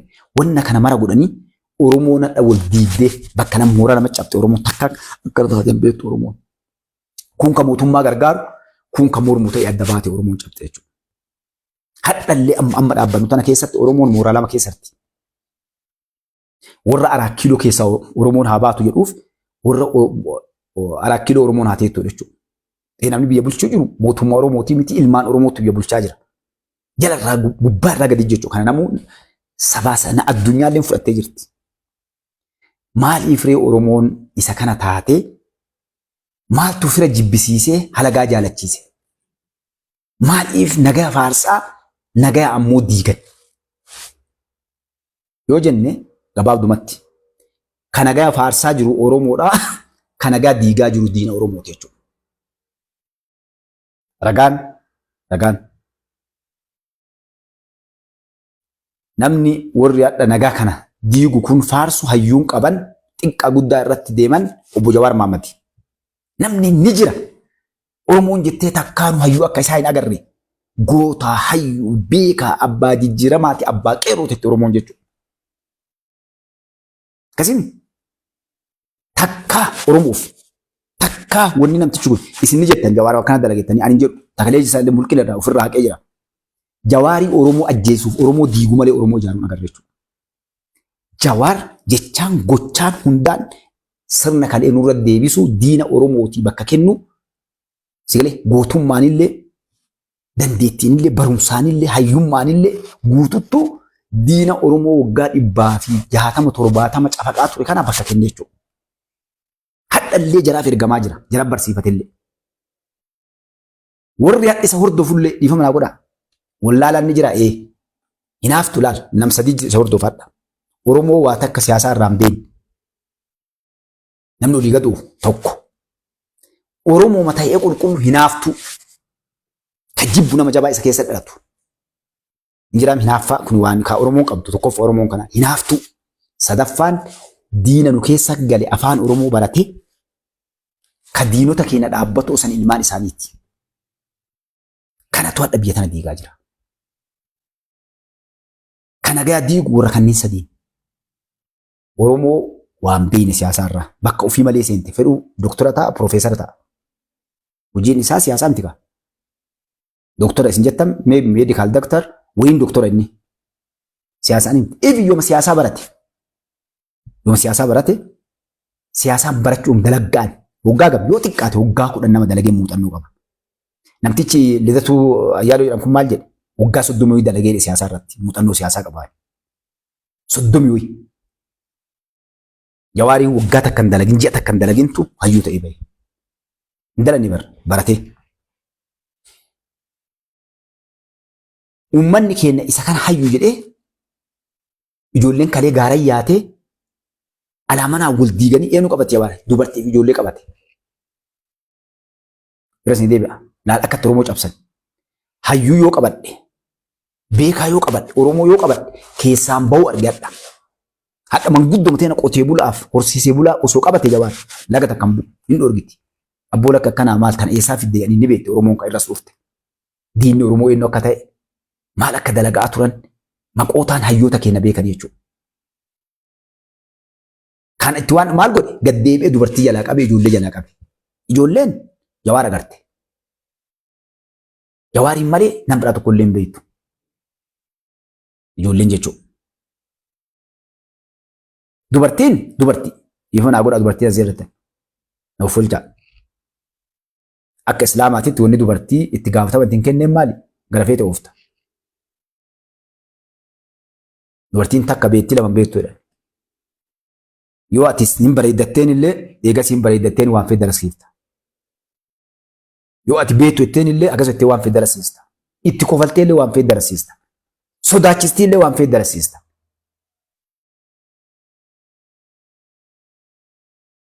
Lammata dubartiin namni dhiirti dubartiin ergite du'an sodaatu jedhan. Jaarsa manaa kaafti, ilma manaa kaafti, ollaa kaafti, abbaa kaafti, eessuma adaadaa kaafti. Kana kitaabni Jawaar dubbise waan oowwaan tokkoof tokko jedhan sun warri dandeettan dhaqaa dubbisaa. Namoota barumsa hin qabne dubartiif ijoollee warroota danta'a hattuu warroota gaangistara jechuudha. Warroota gartee diqaalaa jechuun warra gartee haadha abbaa achi keessatti himan wayiin quuxuuf jechuudha. Waa tunarraa bada abbaa kiyyaddu haadhatii yadduu hin jenne kanniin tolchii ijaarii jedha. Kun abbaa qabeenyaatiif nama barate. Nama barate ka barumsa isaa kanaan dalaguu osoo hin taane garee wayii jala seenee waa dalaguu barbaadu warra kanniin qabadhu jedhas gartee jalqaba waan tokko diiguuf bara. Hattuullee bakka itti ramaddu qabdaa, wallaalallee bakka itti ramaddu qabdaa, nama barteellee bakka itti ramaddu qabdaa, ijoolleellee bakka itti ramaddu qabdaa. Akkas tartiiba saniin kaa jechuudha kitaabni Jawaar dubbisu. Kana mala caala garaana nyaatu kam kitaaba inni dhiyoo kana dubbatu 197 inni jedhu kitaabolee gaangistara jechuun akkaataa itti nama ajjeestu sodaachistu maafiyaa gurup jedha jechuudha. Ni beeka warri kitaaba san argan kitaaba Jawaaraan biraa dubbatu jechuudha. Walumaa gala siyaasaa illee miti kun. Ajjeechaan waan takka fakkeenyaaf fonqolcha mootummaa irra ni gargaara kitaabni sun. Walii gala waan takka diigdee jechuudha. Ati bakka isa irraa garuu waan takka hin barbaaddu siin jedha. Ni bada wanni sun. Akka namni tol ajjeesu gandaan gosaan amantiin tol diigu. Atammoo waan barbaaddu yeroo namni wal fixu sanii fudhattee keessa deemtaa jedha. Namoonni kunniin waan gartee akkaataa itti ibara osoo haadha namoonni kun dandeettiin siyaasaa dalannee yoo jedhan kee jiraachuu qaban. Garuu maal godhan Jawaariin akka namni dhiifama na folchaatiin gwaantii yookaan waarka goota kana gartanii isa godhatte qoshaashaa irraallee summii irraallee waa hunda irraallee ittiin tikfamta. Gwaantii godhatan jechuudha. Eenyu godhatee diinonni keenya. Gurbaa kana diinonni keenya maal godhanii afaan keenya beekaa qaruu teedhaa milaa ceesee achi gargaluu danda'a dhakasaare malee amma farda maxaanaa ta'e malee qaroo ture akka malee. Shawwaduu danda'a ijoolleen karaa gubbaa akkasuma bara warri isaan busaan guddate kun dhiifama naa godhaa asumas gurguratan. Diinee yaadaa daalee jine isin jedhan. Yaadaa daalee gaafa isin jedhe inni mullaachaa isin jechuu isaati jechuudha. Inni yakkatamee lijine inni araadaa lijoo isin jedhe ani ijoollee magaalaa gurdoositti mate qalii lafaan si kaaya jechuu isaati. Mucaachuu danda'an akka saamunaa gartee shaawurii keessatti harkaa bu'eetitti. Asumas jijjiiruu danda'an. So kana fuudhanii kaayan jechuudha gurbaa kana. Amaarri isa fayyadama. Tigreen isa fayyadamti. Duuba ta'anii eegan. Oromoolleen lammaan faati isa fayyadama. Lammaan faati amma nama beeku waan hundaa achi bahanii barumsa barachaa jiran uf qopheessaa jiran. Isa ammoo Oromoo keessatti erganii gaafa lafa dha'e yoo inni fayyade galatoom jedhanii waan inni barbaadutti kennan. Yoo inni keessa kufe kaalchoon dhiitanii akkuma warri dhoosaa jedhan hayyoonni Oromoo jechuudha. Jawaarii itti fayyadamanii eegee keessa dhiitanii arga darbanii jechuudha. Jawaar adda deemamu. Adda deema. Namni jalqaba eegee keessa dhiitee Jawaariin salphise hayyoota Oromoo irra jiran jechuudha. Dooktoraa Piroofeesaroonni ala jiran walii galatti namni tokko Jawaariin amma argu tokkollee hin jiru jechuudha. Isaantu darbe. Eenyutti hafe Jawaar amma nafxanyootaaf TPLF hin jalatti hafe. Lammaa Magarsaa akka Oromootti isaa gartee ofii baratee uf qopheessuu jira. Yoo dandeenye inni waa fide ittaanaa gadduu yookaan ittaanaa digatuu ta'ee yookaan ittaanaa kaatigirii qaama dhufee jira. Isa kana ta'ee namtichi by the way isin poosti goonee jira kaatigirii sun jechuun nama waan deemu kana guutuu qindeessee muummicha ministeeraa ta'uudhaaf gaafa duraa hiriira irraa eegalee shanee fi faannoo qabatee hunda qindeessee deemuu namticha tigirichaa sanii jechuudha. TPLF walumaa galatti hangoo kanatti deebi'uuf amaarri naftanyoonni hin dhuftu. Osuma rabbiin horii silaa ta'ee dhufillee jechuudha. Namni uf qopheessee uf ijaaree duuba deemuu jiru TPLF jechuudha. TPLF haga dandeetti deemaa turte ni dadhabdee amma karaa siyaasa forqiitiin uf ijaaranii tokko karaa Jawaariin kun karaa siyaasa forqiitiin karaa Ijiptiin qara Somaalee ture Somaalee wal dhabanii amma Somaaleen akka malee cinqii keessatti jechuudha. Hassan Sheikh Muhammad Engaddo osoo gara Itoophiyaas deemuu agartanii Eertiraallee dhaqee achi Ijiptitti illee dabre jechuu maaliif wanna hedduu xaxa jira. Xaxan amma isaan gartee itti wal xaxamanii akkana ta'an jechuudha. Uummanni keenya mataa isaanii naquuf jecha uummanni Oromoo nagaa kafaarsu warri nagaa jedhu kunillee ergamtoota. Warri nagaa jedhu kun ergamtoota. Kana gadhoo argullee ergamtoota nachuu waliin dalagan. Kan irratti dalagan uummata Oromooti. Uummanni Oromoo nagaa yoo barbaade warri nagaa faarsuun abbaan gadaa sheen qeessiin hayyoonni dardar abbaan qabeenya naannoo Oromoodhaa salphaa. Wanni amma himatan kalee shaneelleen ijoollee lama sadiirraa kaatee isaanummaan bobbaasanii warrummaan naga jedhee kanatu bobbaase kaleessallee ijoollee isaaniiti. Ilma eessumaa ilma hundi wal qoo qaban hundi mana isaaniitti nyaatan mana isaaniitti dhugan. Shanima bagoomi.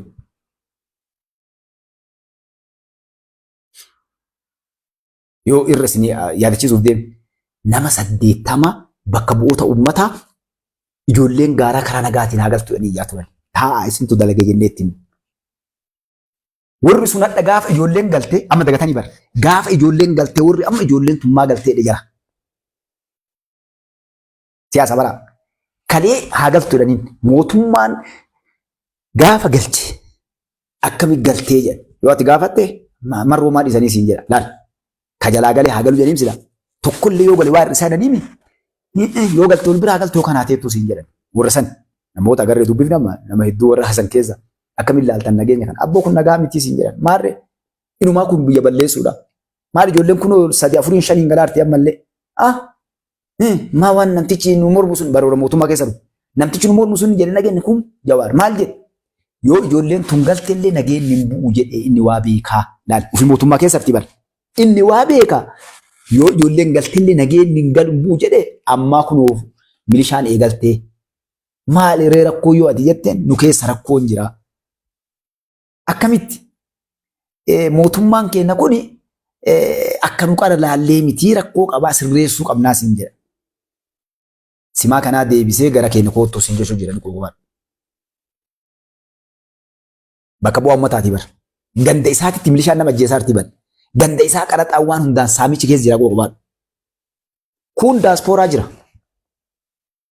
Daaspooraa jira.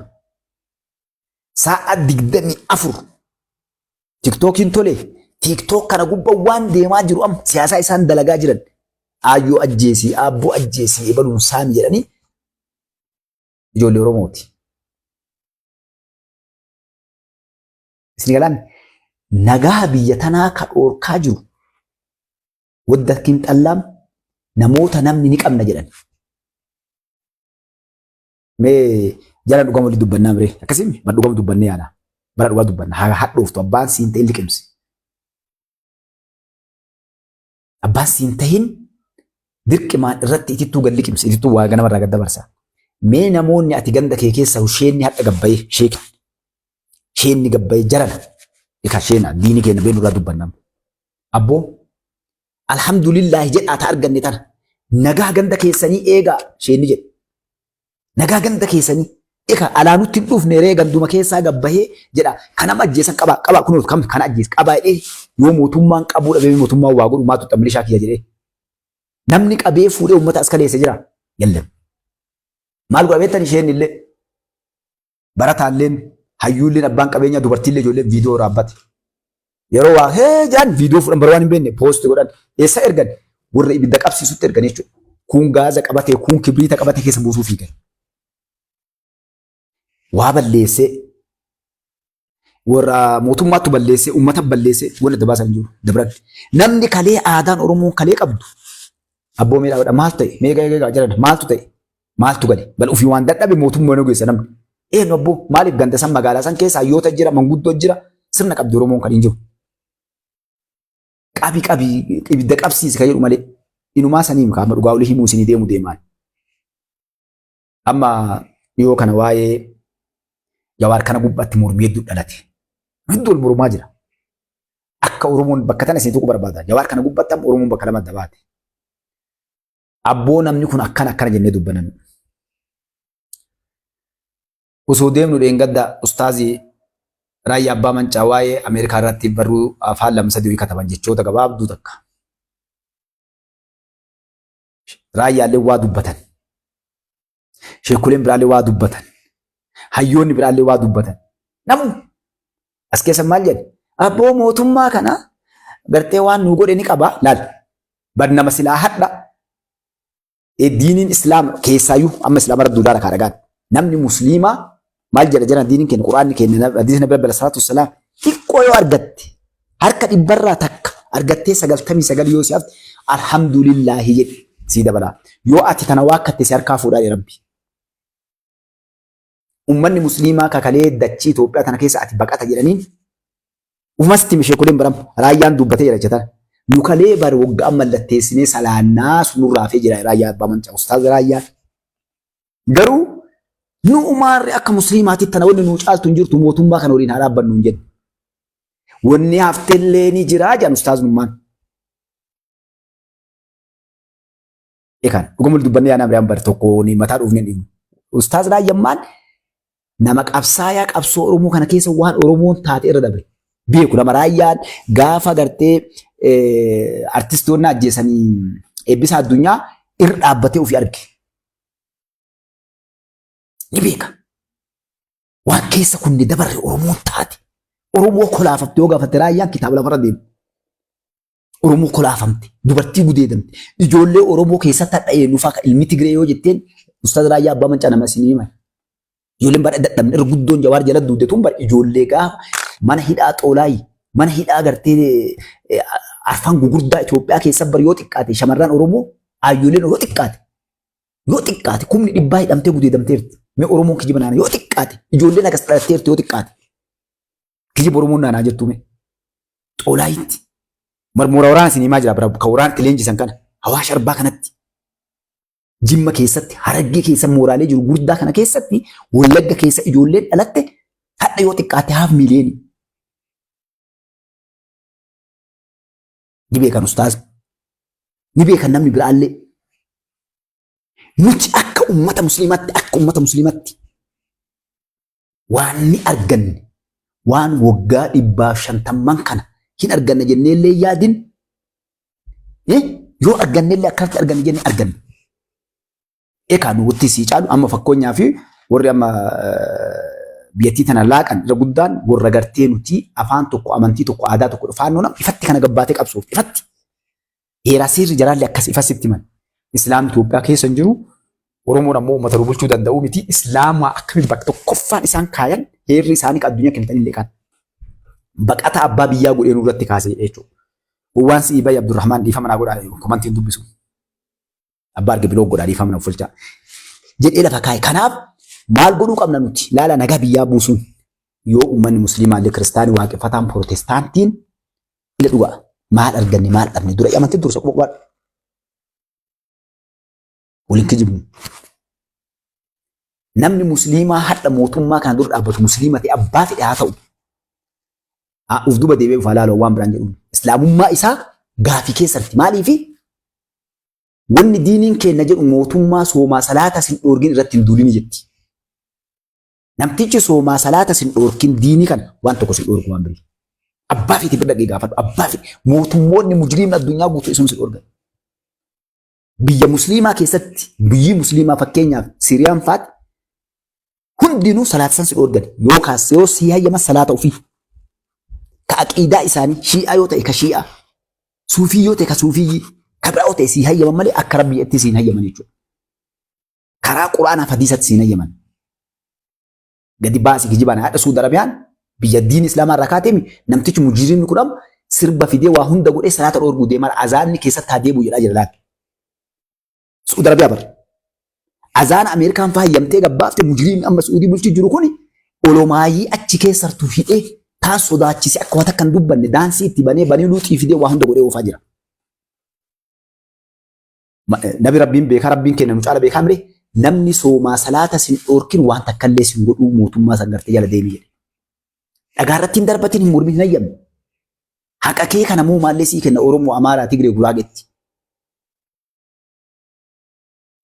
Uummanni musliimaa maajooritii biyya kana keessa gudda jenne namni hadha bakka feete dhaqe namni Jawaar jala yaa'aa deemu tokkoffaan ana maal fiddan haqarraa kaa dubbadhaa deemree diiniin kenna ibra karaa dubbadhu dhee rijaalli rabbi jaalatu isaa beekta sheeka tokko gabbahee mootummaan kun mootummaa gartee hadha haga danda'e eeka mootummaan kun bargu dhibba waan hin goone 51 yoo inni waan godhe akka dhibba fudhannee jala deemuu qabna hin jirullee dhufullee mootummaan dhibba dhiisii 50 waasii godha addunyaa kanarratti nagammaan agarreen harka 50 waasii godhu harka 10 20 jala deema biyyi nama mataa qabate maaliif akka diinii kennaatti mootummaa mujriima si dhufa ka kaafte ka yoo dhufu ka dhufu turre mujriin dhufa nabi rabbi alayhi salatu wassalam akkuma zamanu akira achi deemaniin irra mujriimni isin dhufaa jedhe ilaal irra hamaan ammoo rabbiin gartee waggaa 100 keessatti tokko fida nama gaarii tokko mootummaa adila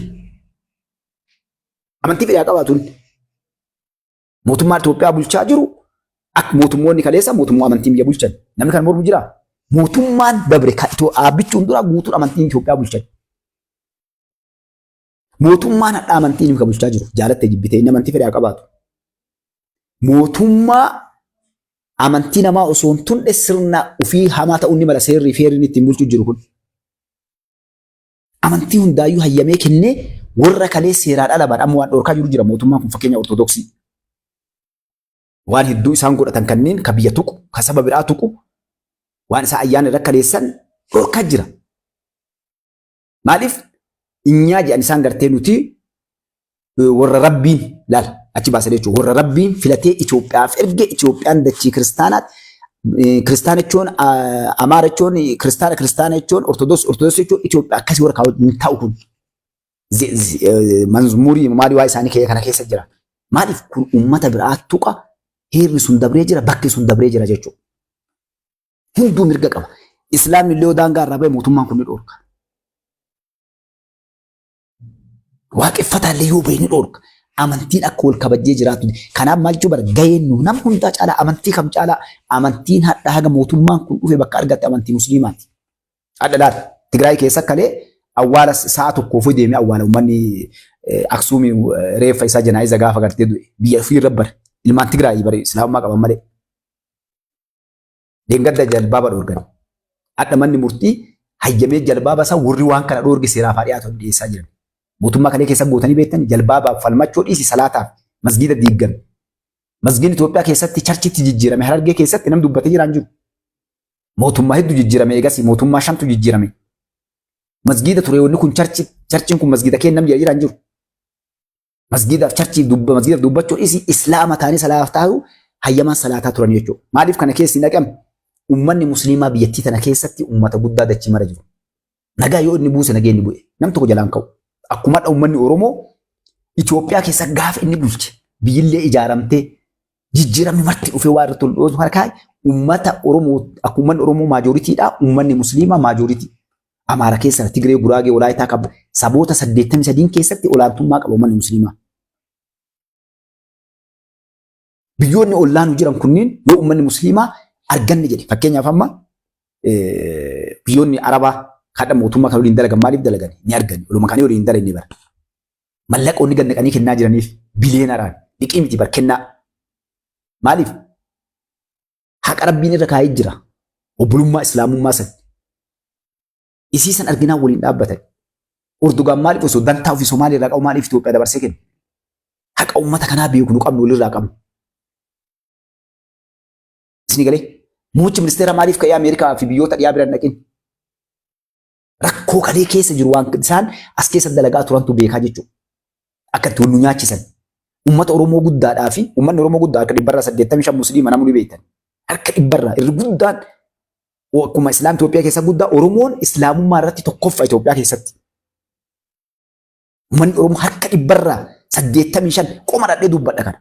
Achi ol malee achi gadi miti jechuudha. Kutaa Oromiyaa keessa kutaa irra guddaan harka 195 musliima. Baali, Harargeen, Arsiin, Jim, Wollu. Uummanni Arsii uummata yoo xiqqaate miiliyoona 30 Oromoo keessa yoo xiqqaate. Harki 95 musliima. Harargeen akkas. Uummanni kun Wallaggaa fi Shawaa fi hunda keessatti ni jira. Yoo kun gabbayee hadha nagaa kana faarsi. Islaama jechuun nagaa jechuudha. Qaamni cinaan biyyattii kanaa nagaa buusee jechuudha.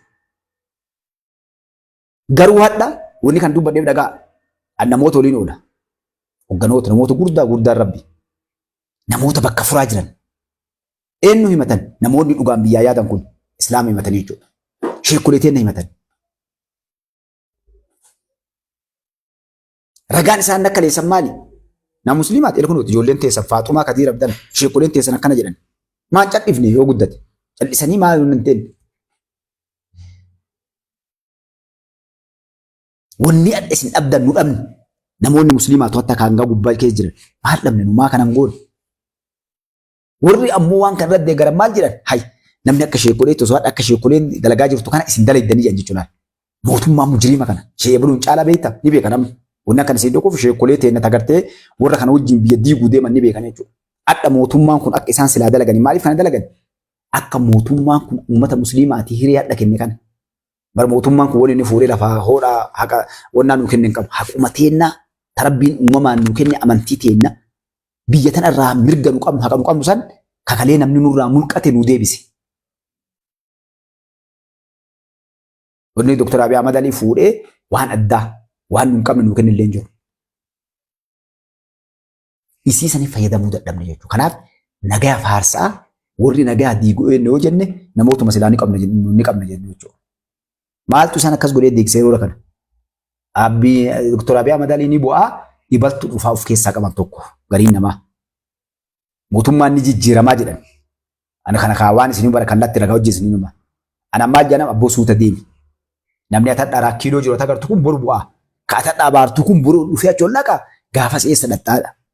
Namni sheekaa marti gartee jabaan marti hayyuu marti akkam godharee waan jedhuun andira baasu deemaa bire yoo xiqqaate 50 ta'e kanallee waliin jiraadhu sanuu illee dalagi. Diiniin jedhaa sheeka. Naka akkasiin abboo kaa diiniin dhaqinii achi siyaasaa keessa diiniin hin jiru dura akkas godhullee wallaalleetii barsi caala beeku. Kanallee harka dhayi sanillee harka dhayi. Dhugaan eessatti yoo atetteen hay dhugaan abboo asuma jirtee maanullee argaa jirra maa kun nuyyuu akka nu godhe. Hayyee sammaa gootaree boru yoo sun dhufee eessa dhandhaasiin jedha akkuma mallas qaleen laal namni kenna malee mallasuun lixeesiin jedha laal. Bas mallasni akkami kan beektan nama buun hin duune. Mallasuun ni bu'eesiin jedha laal.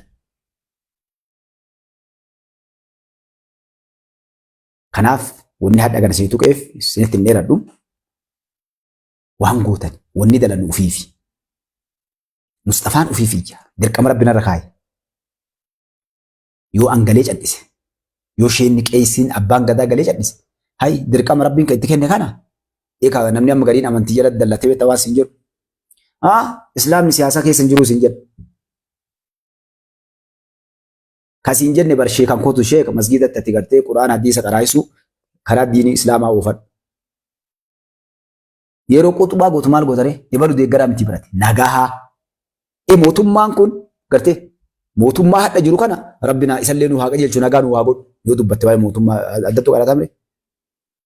Yeroo waa dhufanoo gabbuu kun waan nageenis dhufe kaa sheekaati imaama masgiidaati maaltu galee jalana uummata dubbisii ganda kan kee. Yeroo waa bakka sanatti koottame eenyu godhe ibalu kana godhe. Milishaaleen ganduu kee keessara. Nama ajjeesan jedhan nama tuman jedhan gibira namarra guddisan jedhan. Eekaam dubbiin dhufte sheekaan bira sirta maal abboo dubbis bulchaa gandaa. Akka abbaa amantiitti ani sheekaa imaama masgiida akkasiiti wanni deemaa jiru kun maali? Lakki nuun beeknu akkana jedha. Uummanni ammoo mootummaa akkana godhaa jiraa jedha. Mee eessaa fiddamee koottaa warra mootummaa akka hin dubbifna kan mootummaan kennaa afaan kenna dubbata. Ijoollee afaan kenna dubbattii mee akka leessa namni Amaariffaan dhufee minnoo mindinoo siin jedhoo jiraan jiru bara. Kama ganda keetii sirra yoo guddatte magaalaa aanurraa dhufee si bulcha. Yoo akkam guddatte Oromoo kutaa biraatti dhufee si bulchaadha Oromoo. Gootee hin goone.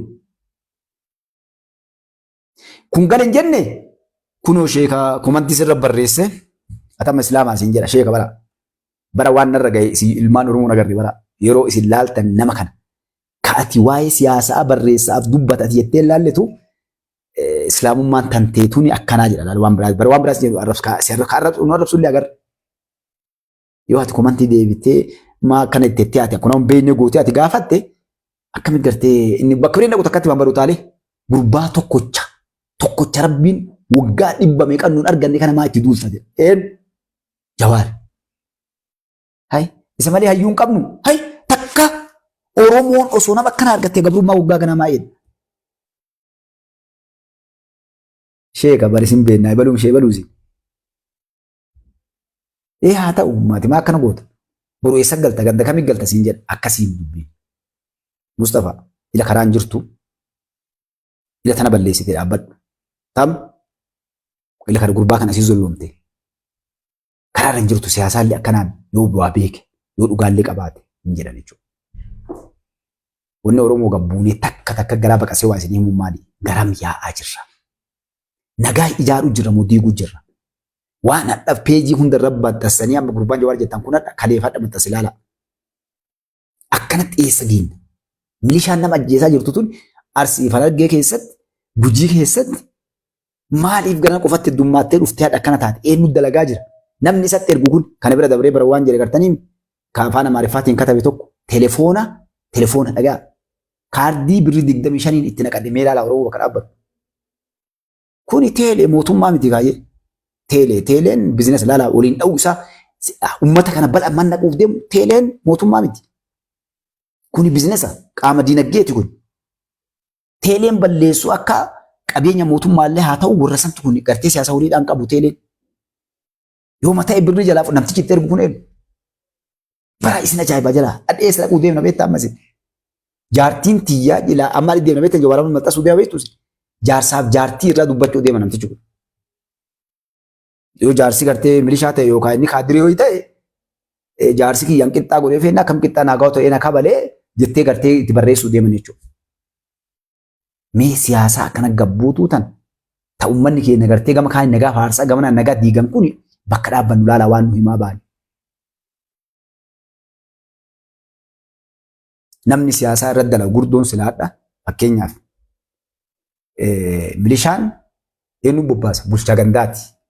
Damee wayiiti kun mootummaan akka mootummaatti heeraaf seera mootummaa waan mootummaan gubbaa ajaja dabarse fakkeenyaaf mootummaan ibsa guyyaa irraa baasaa waan jiru hundayyuu paarlaamaa irratti gartee bakka bu'oota uummataa irratti ibsa baasaa jira jechuudha. Hadha Jawaar osoo kana dura dhaabbatee feestiin fuus morme isa kana jechuudha.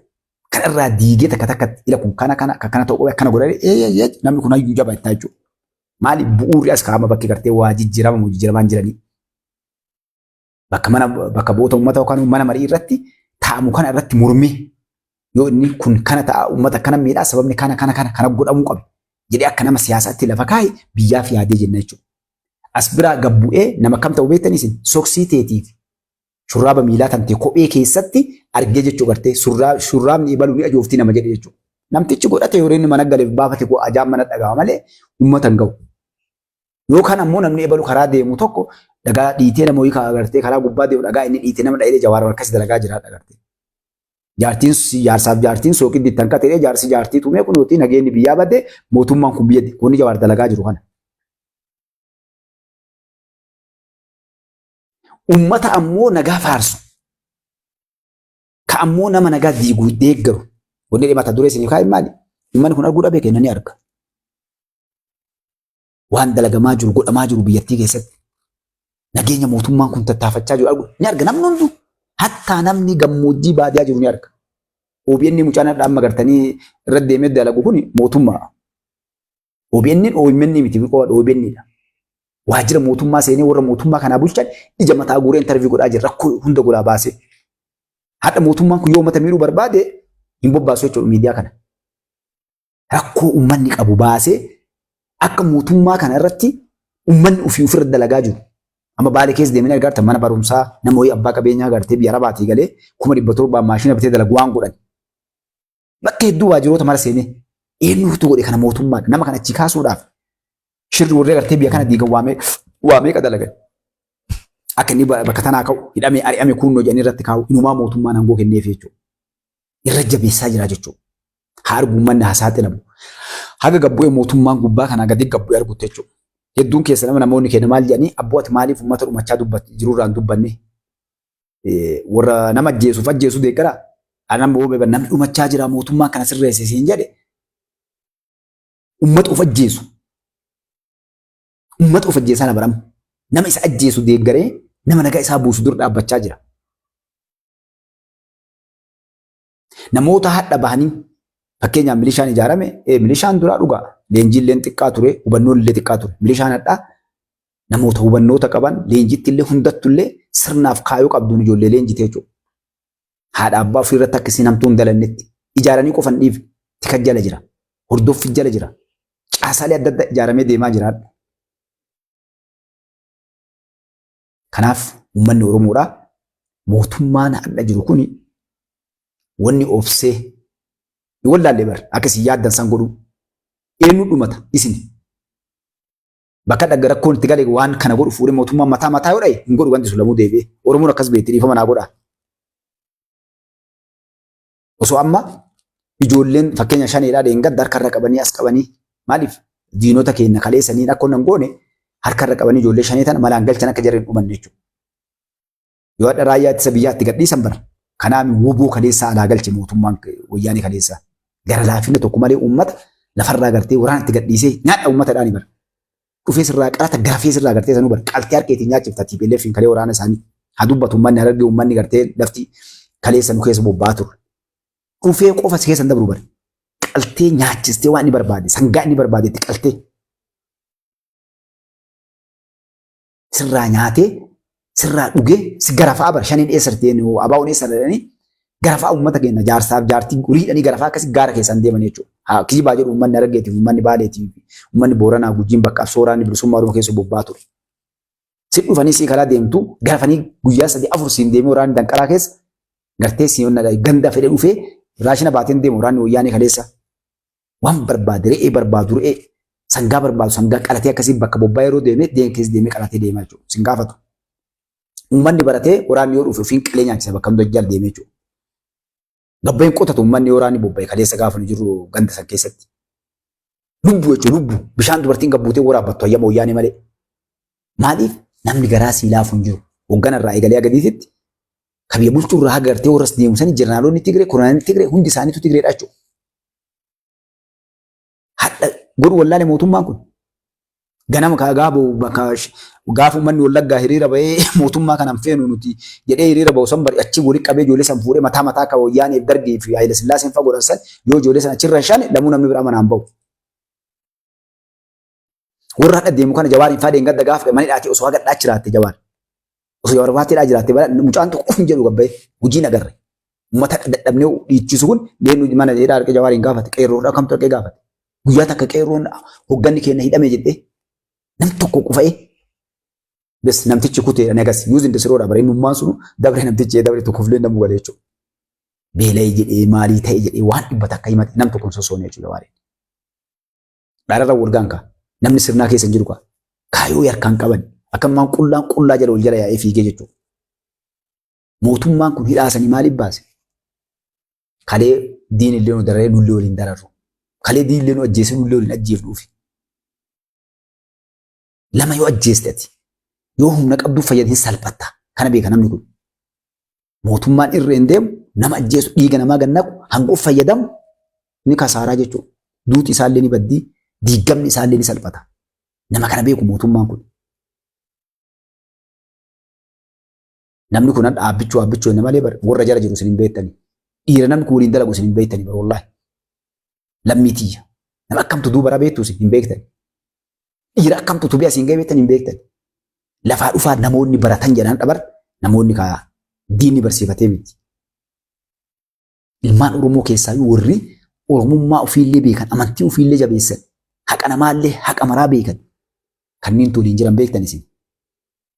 Osoo namoonni kun isin gabbaa'e wallaahi isin guutuun namaa hiriira galee jala gala. Namni kalaalu namootuma afoo deemanii waa bulchan ministeera bal'oo kanaa miti.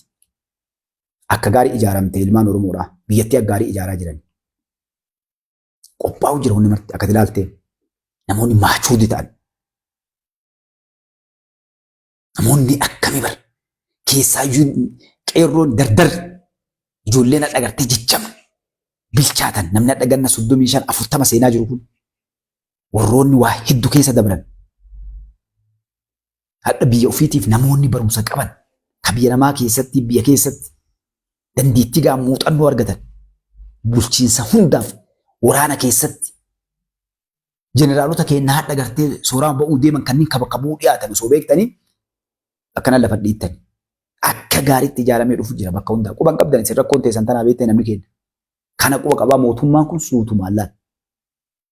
Suuta ejjataa dalaggaa qofa fuula deeffate. Maaliif namoota dhufanii boru hegeree biyya tana bulchaniif karaa qulqulleessuu jira mootummaan kun. Heerri biyyaa waa hedduu jijjiiramuu deema. Guddoon rakkoo hadha dhufi deessa.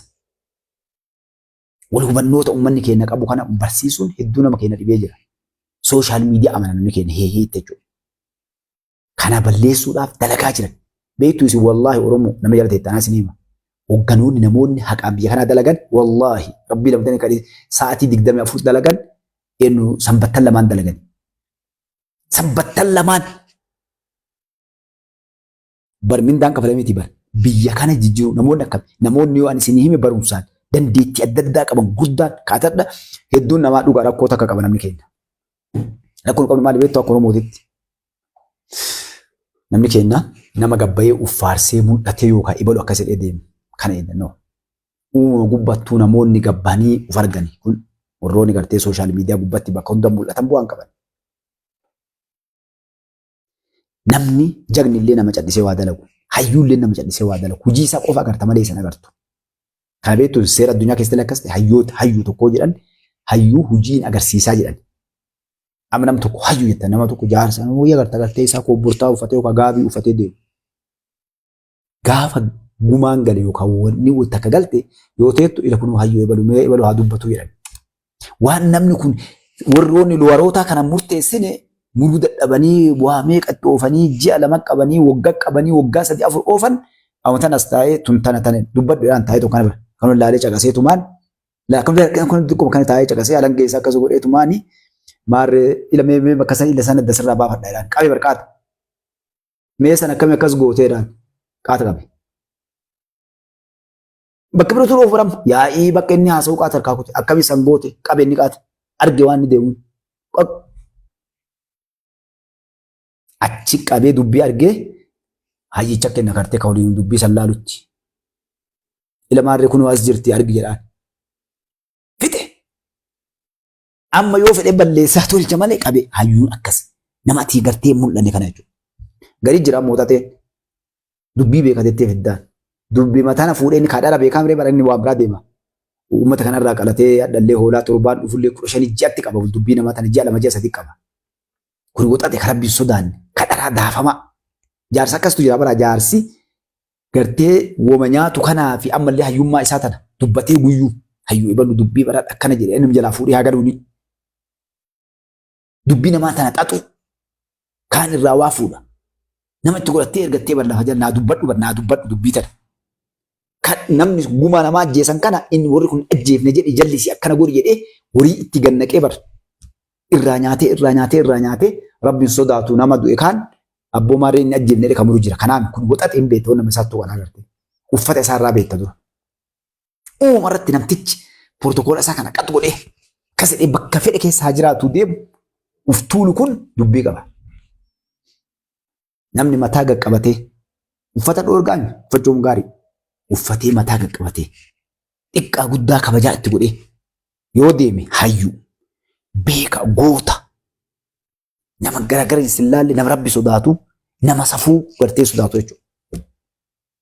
Rakkinni wadha Oromoon qabanne tana. Kanaaf namoota akkasiitu hadha duubaa dhufaa jiran isin kumaan qabdan inshaallah guyyaa takka arguu deemtani. Ani ka argisitti maa jiru maqaa rabbii isinii kan inni arge. Ufumaa kiyyaa waan hedduu argu jechuudha. Waan itti rifadhee ilaaluu jira wallaahi. yeroo garii deebi'e alhamdulillah rabbii karaa haqaa kana qabsiifte jechuudha. Maaliif isin aabbichuu jennaami waan aabbichuun qopheesse kun hundinuu kalaal. Abbii gocaami inni qopheessu jira. Jajjabni kun jajjaba akka fitu.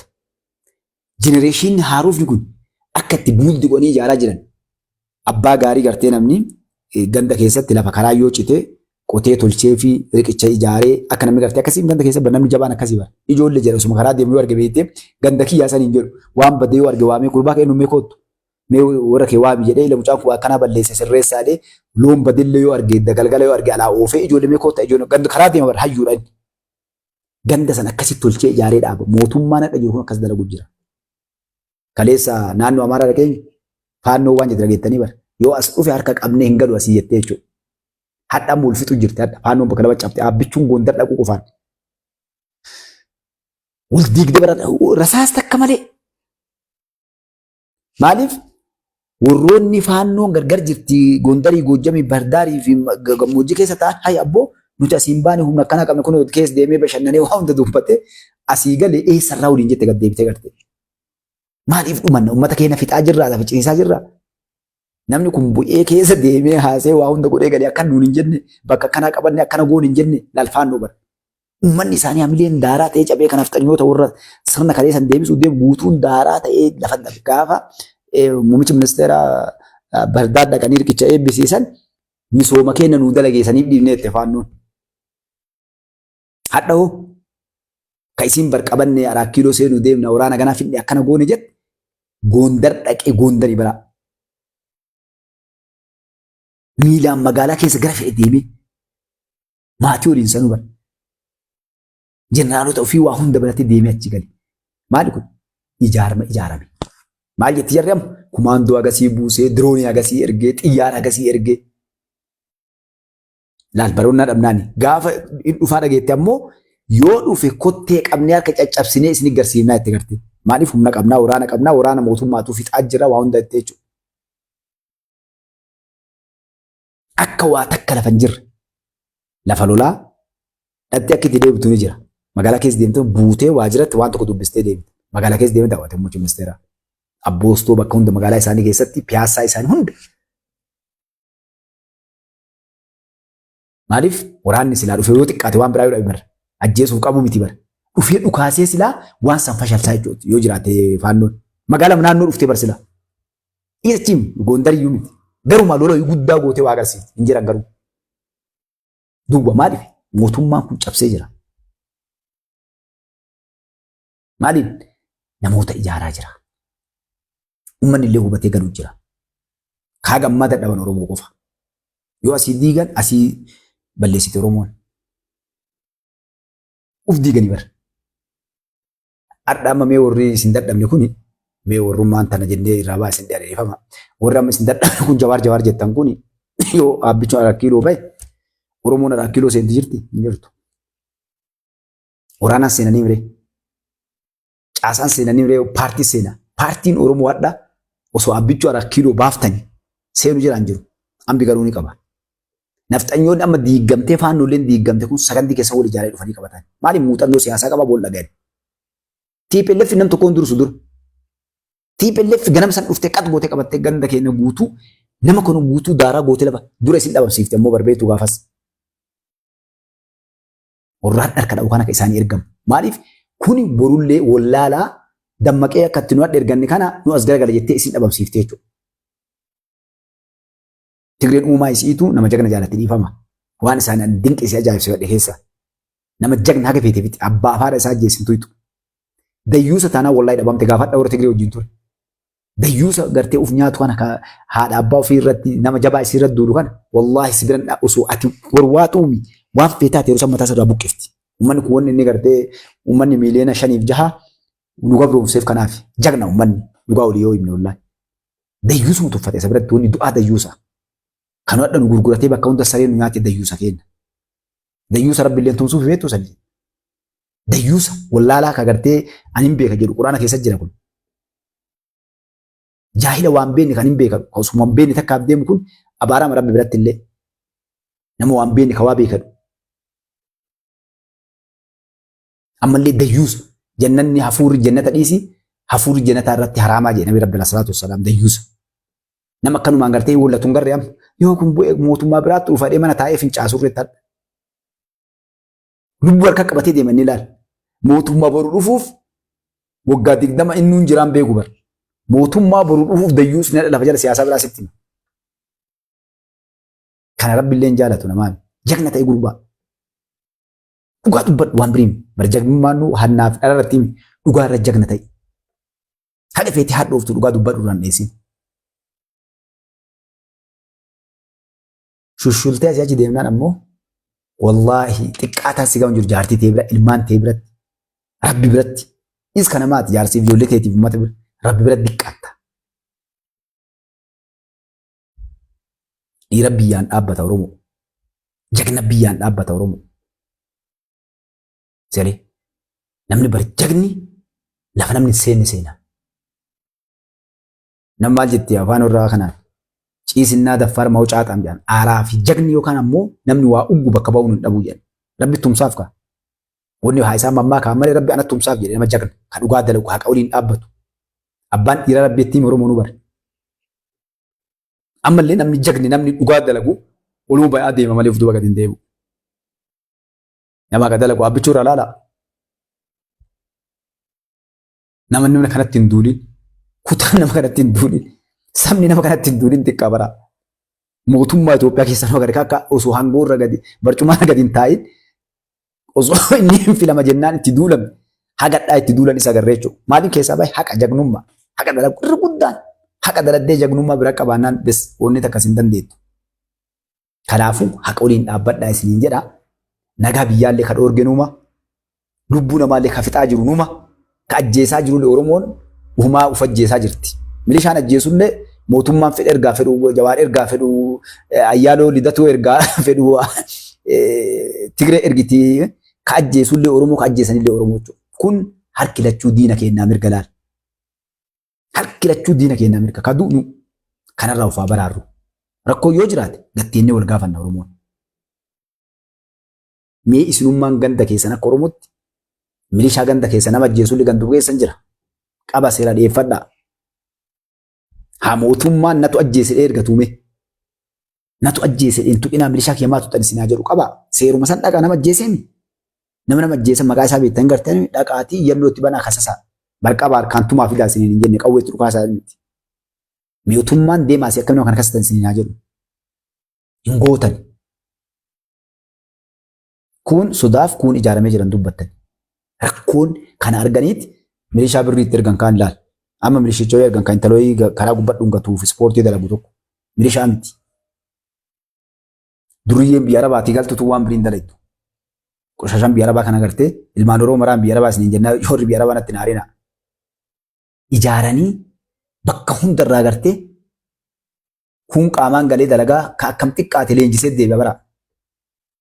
Bara kaan eenyu ittaniin gurbaa Harargee kun caffee fa'a. Caffeen fa'aati dhuftee bara Harargee keessa waa ijaartee deemtanii beeyna.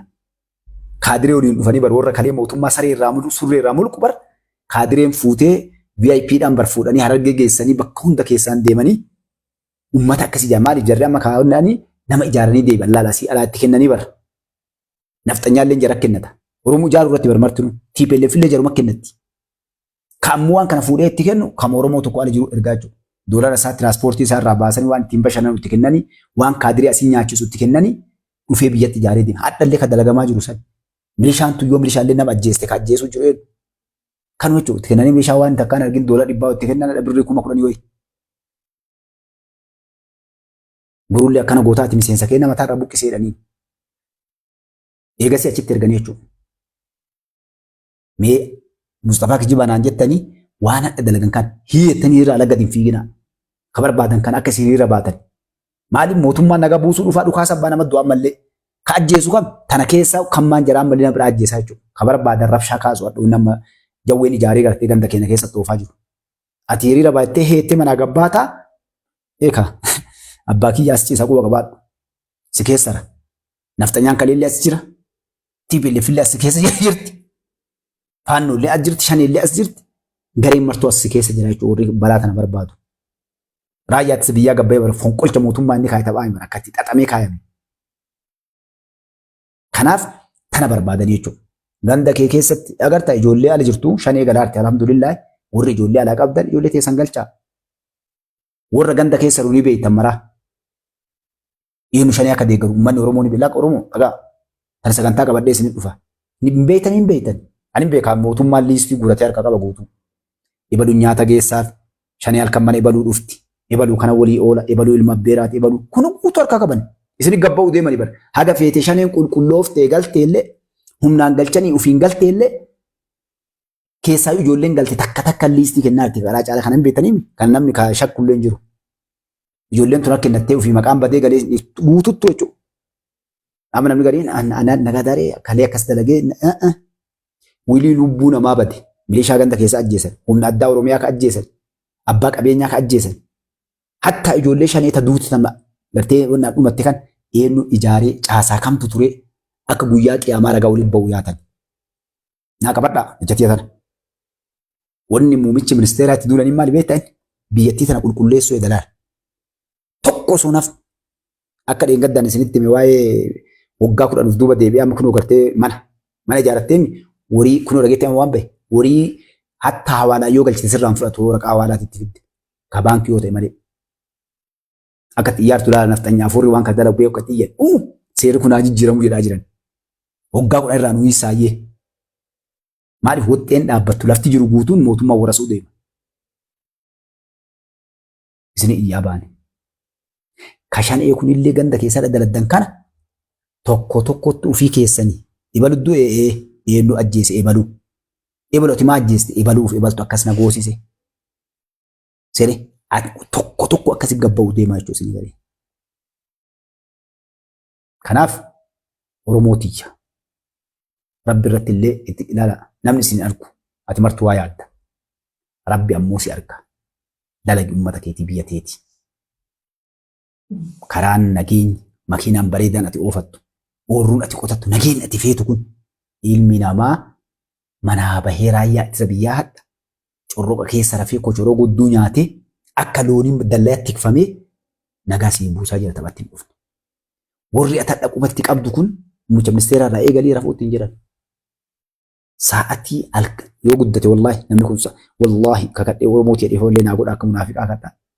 Namoota argan kan wallaahi sanbattan dalagan ilmaan isaaniitiin wal arguu hawwiidha mindaan isaanii waan xiqqoodha. Namoota barumsa dandeettii barumsaa sadarkaa guddaa dalagan wallaahi.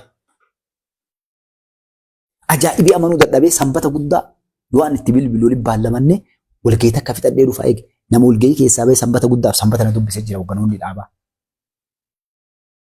Sanbataaf sanbata guddaa bara. Maal sheeka ebalu yookaan eegaa ebalu yookaan ebalu. Sanbattaan boqonnaa keessa boqonnaa maa daladdarree hay abboo uummata keenya barnuu sadaqaa. Mindaa miti barnuu nuusa keessaa baani namni lubbuu kennu jiraanu yeroo teenan kenninu. Ijoolleen teenallee jaartiin teenallee wanni keenya nurraa haabatu wallaahi kanaan jedhu.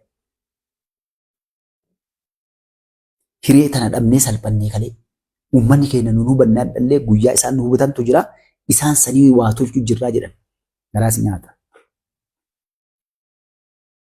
Alhamdulillah baga mootummaa kana waliin dhaabbadhee jira wallaahi. Beektanii irra guddaa ani yeroo kiyya naannoo Oromiyaa kana waliin dabarse galee hogganoota. Naannoo Oromiyaa kana gurguddaa jira. Yoo amma federaala kana olii qe'allaalu wallaahi garaasi nyaata tokkoffaa namoota akkam akka qabnu. Mootummaan kun namoota akkamii akka qabu. Oromoon namoota akkamii akka qabdu argani. Abdii sitti rabeetta yeroo galtu. Namoota ragaa jedhan qabbanaa'an. Namoota si hubatani. Namoota yeroo sii kennan si waliin haasayan. Yaada keessirraa baasanii kan fudhatanillee fudhatanii kan akkana illee jedhanii si hubachiisanii daandii irra si kaa'an gartee namoota akkasii arge. Hin abdatta gaaf kana. Namoota ol jiran akka lamatti hangoonillee barumsaanillee sadarkaa fagoo jiran gartee.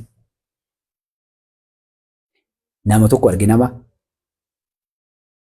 yuunivarsiitiilee biyyattii keessa sadarkaa guddaa barsiisaniif sadarkaa guddaa jiran arge. Waliin haasa'e nama tokko maqaa isaanii dha'u. Nama bara akka biyyattiitti biyyi tun qabdu. Nama hayyoonni marti baratanii irraa ba'an. Namni kun sanbattan lamaan dalaga bakka guddaa jira. Anumaa isin gartan laafaa kana taa'imii ofii naa kennanii Yoo an guyyaa lama sadii siin argadheen hayyee jedhanii wajjin taa'anii rakkoo jirtu ila jabaadhu kun kana guyyaa takka dabarte. As jirra. Dirqama kee gayaa jirta mootummaarraa waan eegin atu qaraan hedduu. Rakkoon hunduu akkana furama. Atis gahee kee baadhu ani gahee kiyya baachaa jira. Namoota waa hubatan Rabbi biratti illee nama biratti illee mindaaf dantaaf osoo hin taane saba ummataaf dalagan dirqama kiyya jedhan jabeessi. Warra olola uufu bakka hin kennin namoota akkas jedhantu jira gartee. Sigalee namoonni akkasii sun abdii si turan. Yoo ati emergency barbaaddeetti bilbila telefoon silaa kaasan. Walgahii keessa dhaabbatanii silaa kaasan.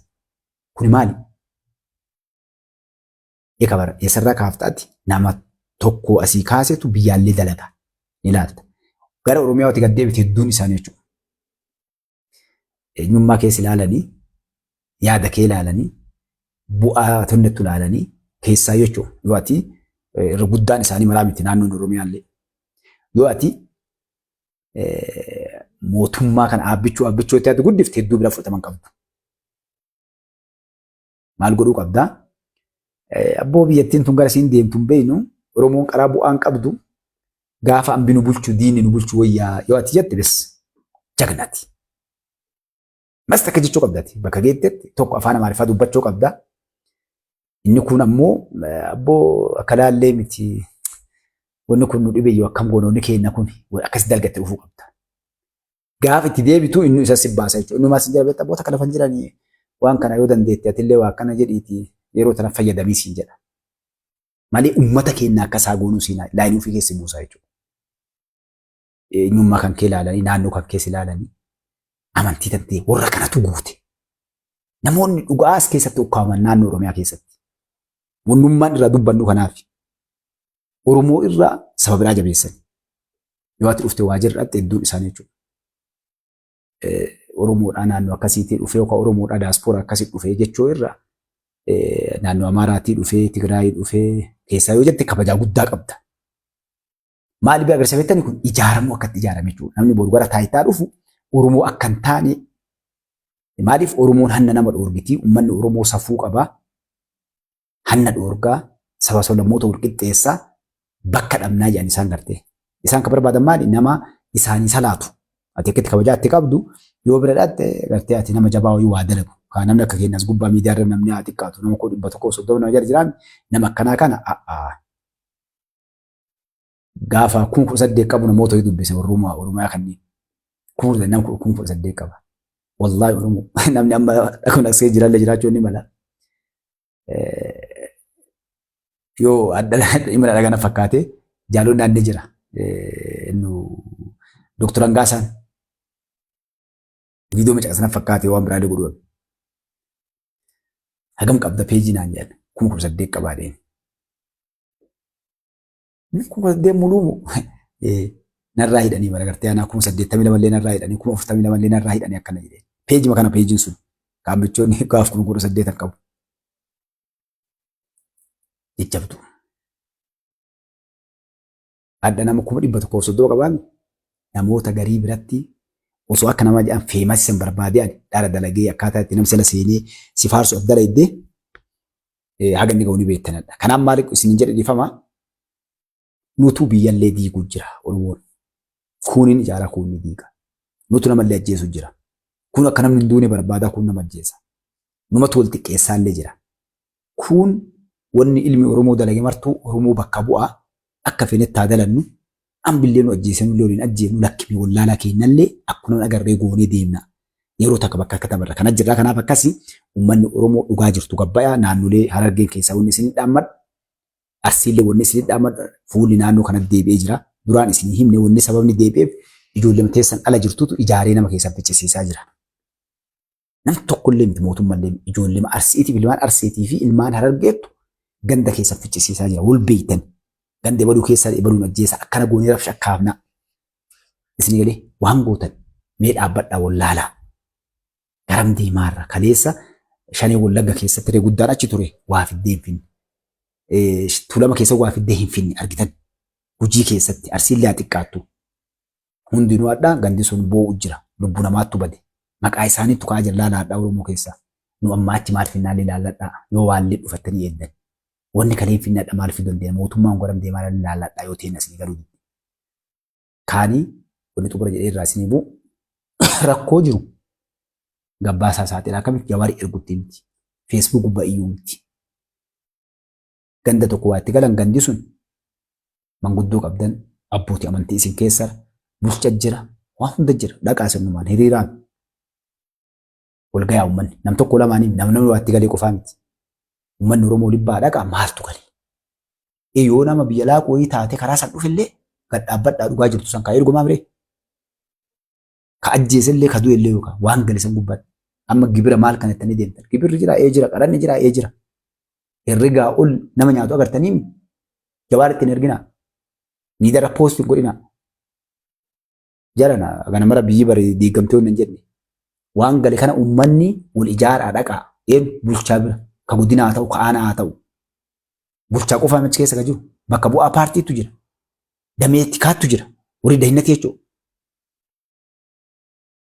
Warroota kanneen isin dubbisuu barbaanna jedha waama uummata ganda keessanii qabalee walgahii nu godhaadhaan uummanni dadhiftanii tokko lamaanii miti walgahii barbaanna mee dhuga magartanii amma dhugaa rakkoo hadha jirtu tana mootummaa bira jirti furrasan biraa jirti yoo achi bahe tokko lama walit dhiisuu miti yeroo dubbattan nu uummataatitti dubbanne nu mari'annee dhufnee dubbanne waan nam tokkootiin wal dabalate maaliif dhugaa rakkoon jiru kawaa dubbate halkan san hin bulu sisteemni ittiin agartee hadha itti tolan godhan kana.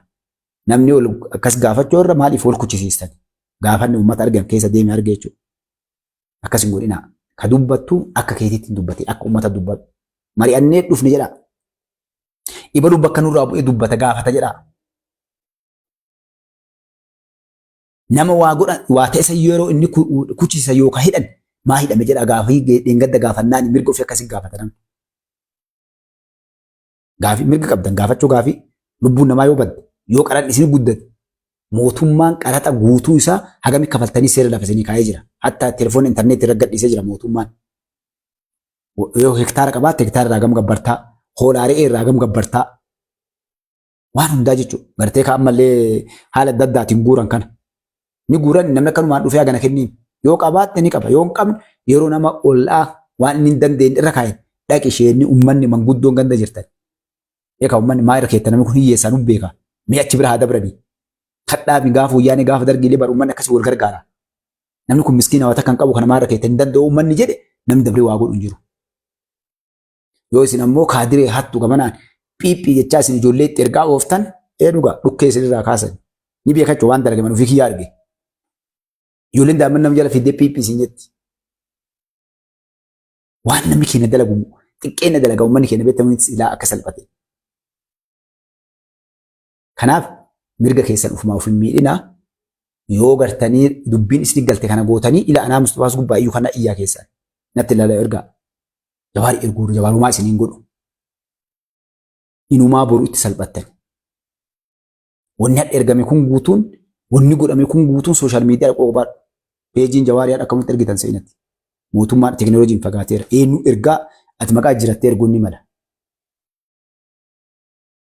Wamaallee isiniin godhachuu barbaadeeti.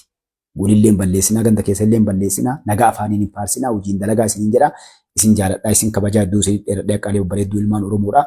Haqa tanaaf marti keessanuu bayaa dalagaa gartanii obboleewwan keenya jaallan kiyyas wanni waliin deemtan silaadha jaalbantii rabbi isaan haa afiyu osoo jaalbantiin na cinaa jiraatee haadha namoonni waliin waan kana goonu gartee haadha gabbaan waan hedduu dalaynaa alhamdulillah ammallee gartee isallee bakka bu'ee jaallan kaawwas bakka bu'ee akkuma na wareegama isinii kafalee yeroo kiyyas isinii gubee isinii sirriba isin dhoorgee deemu kana gabbayaa dalagaa walitti hin dhiisina.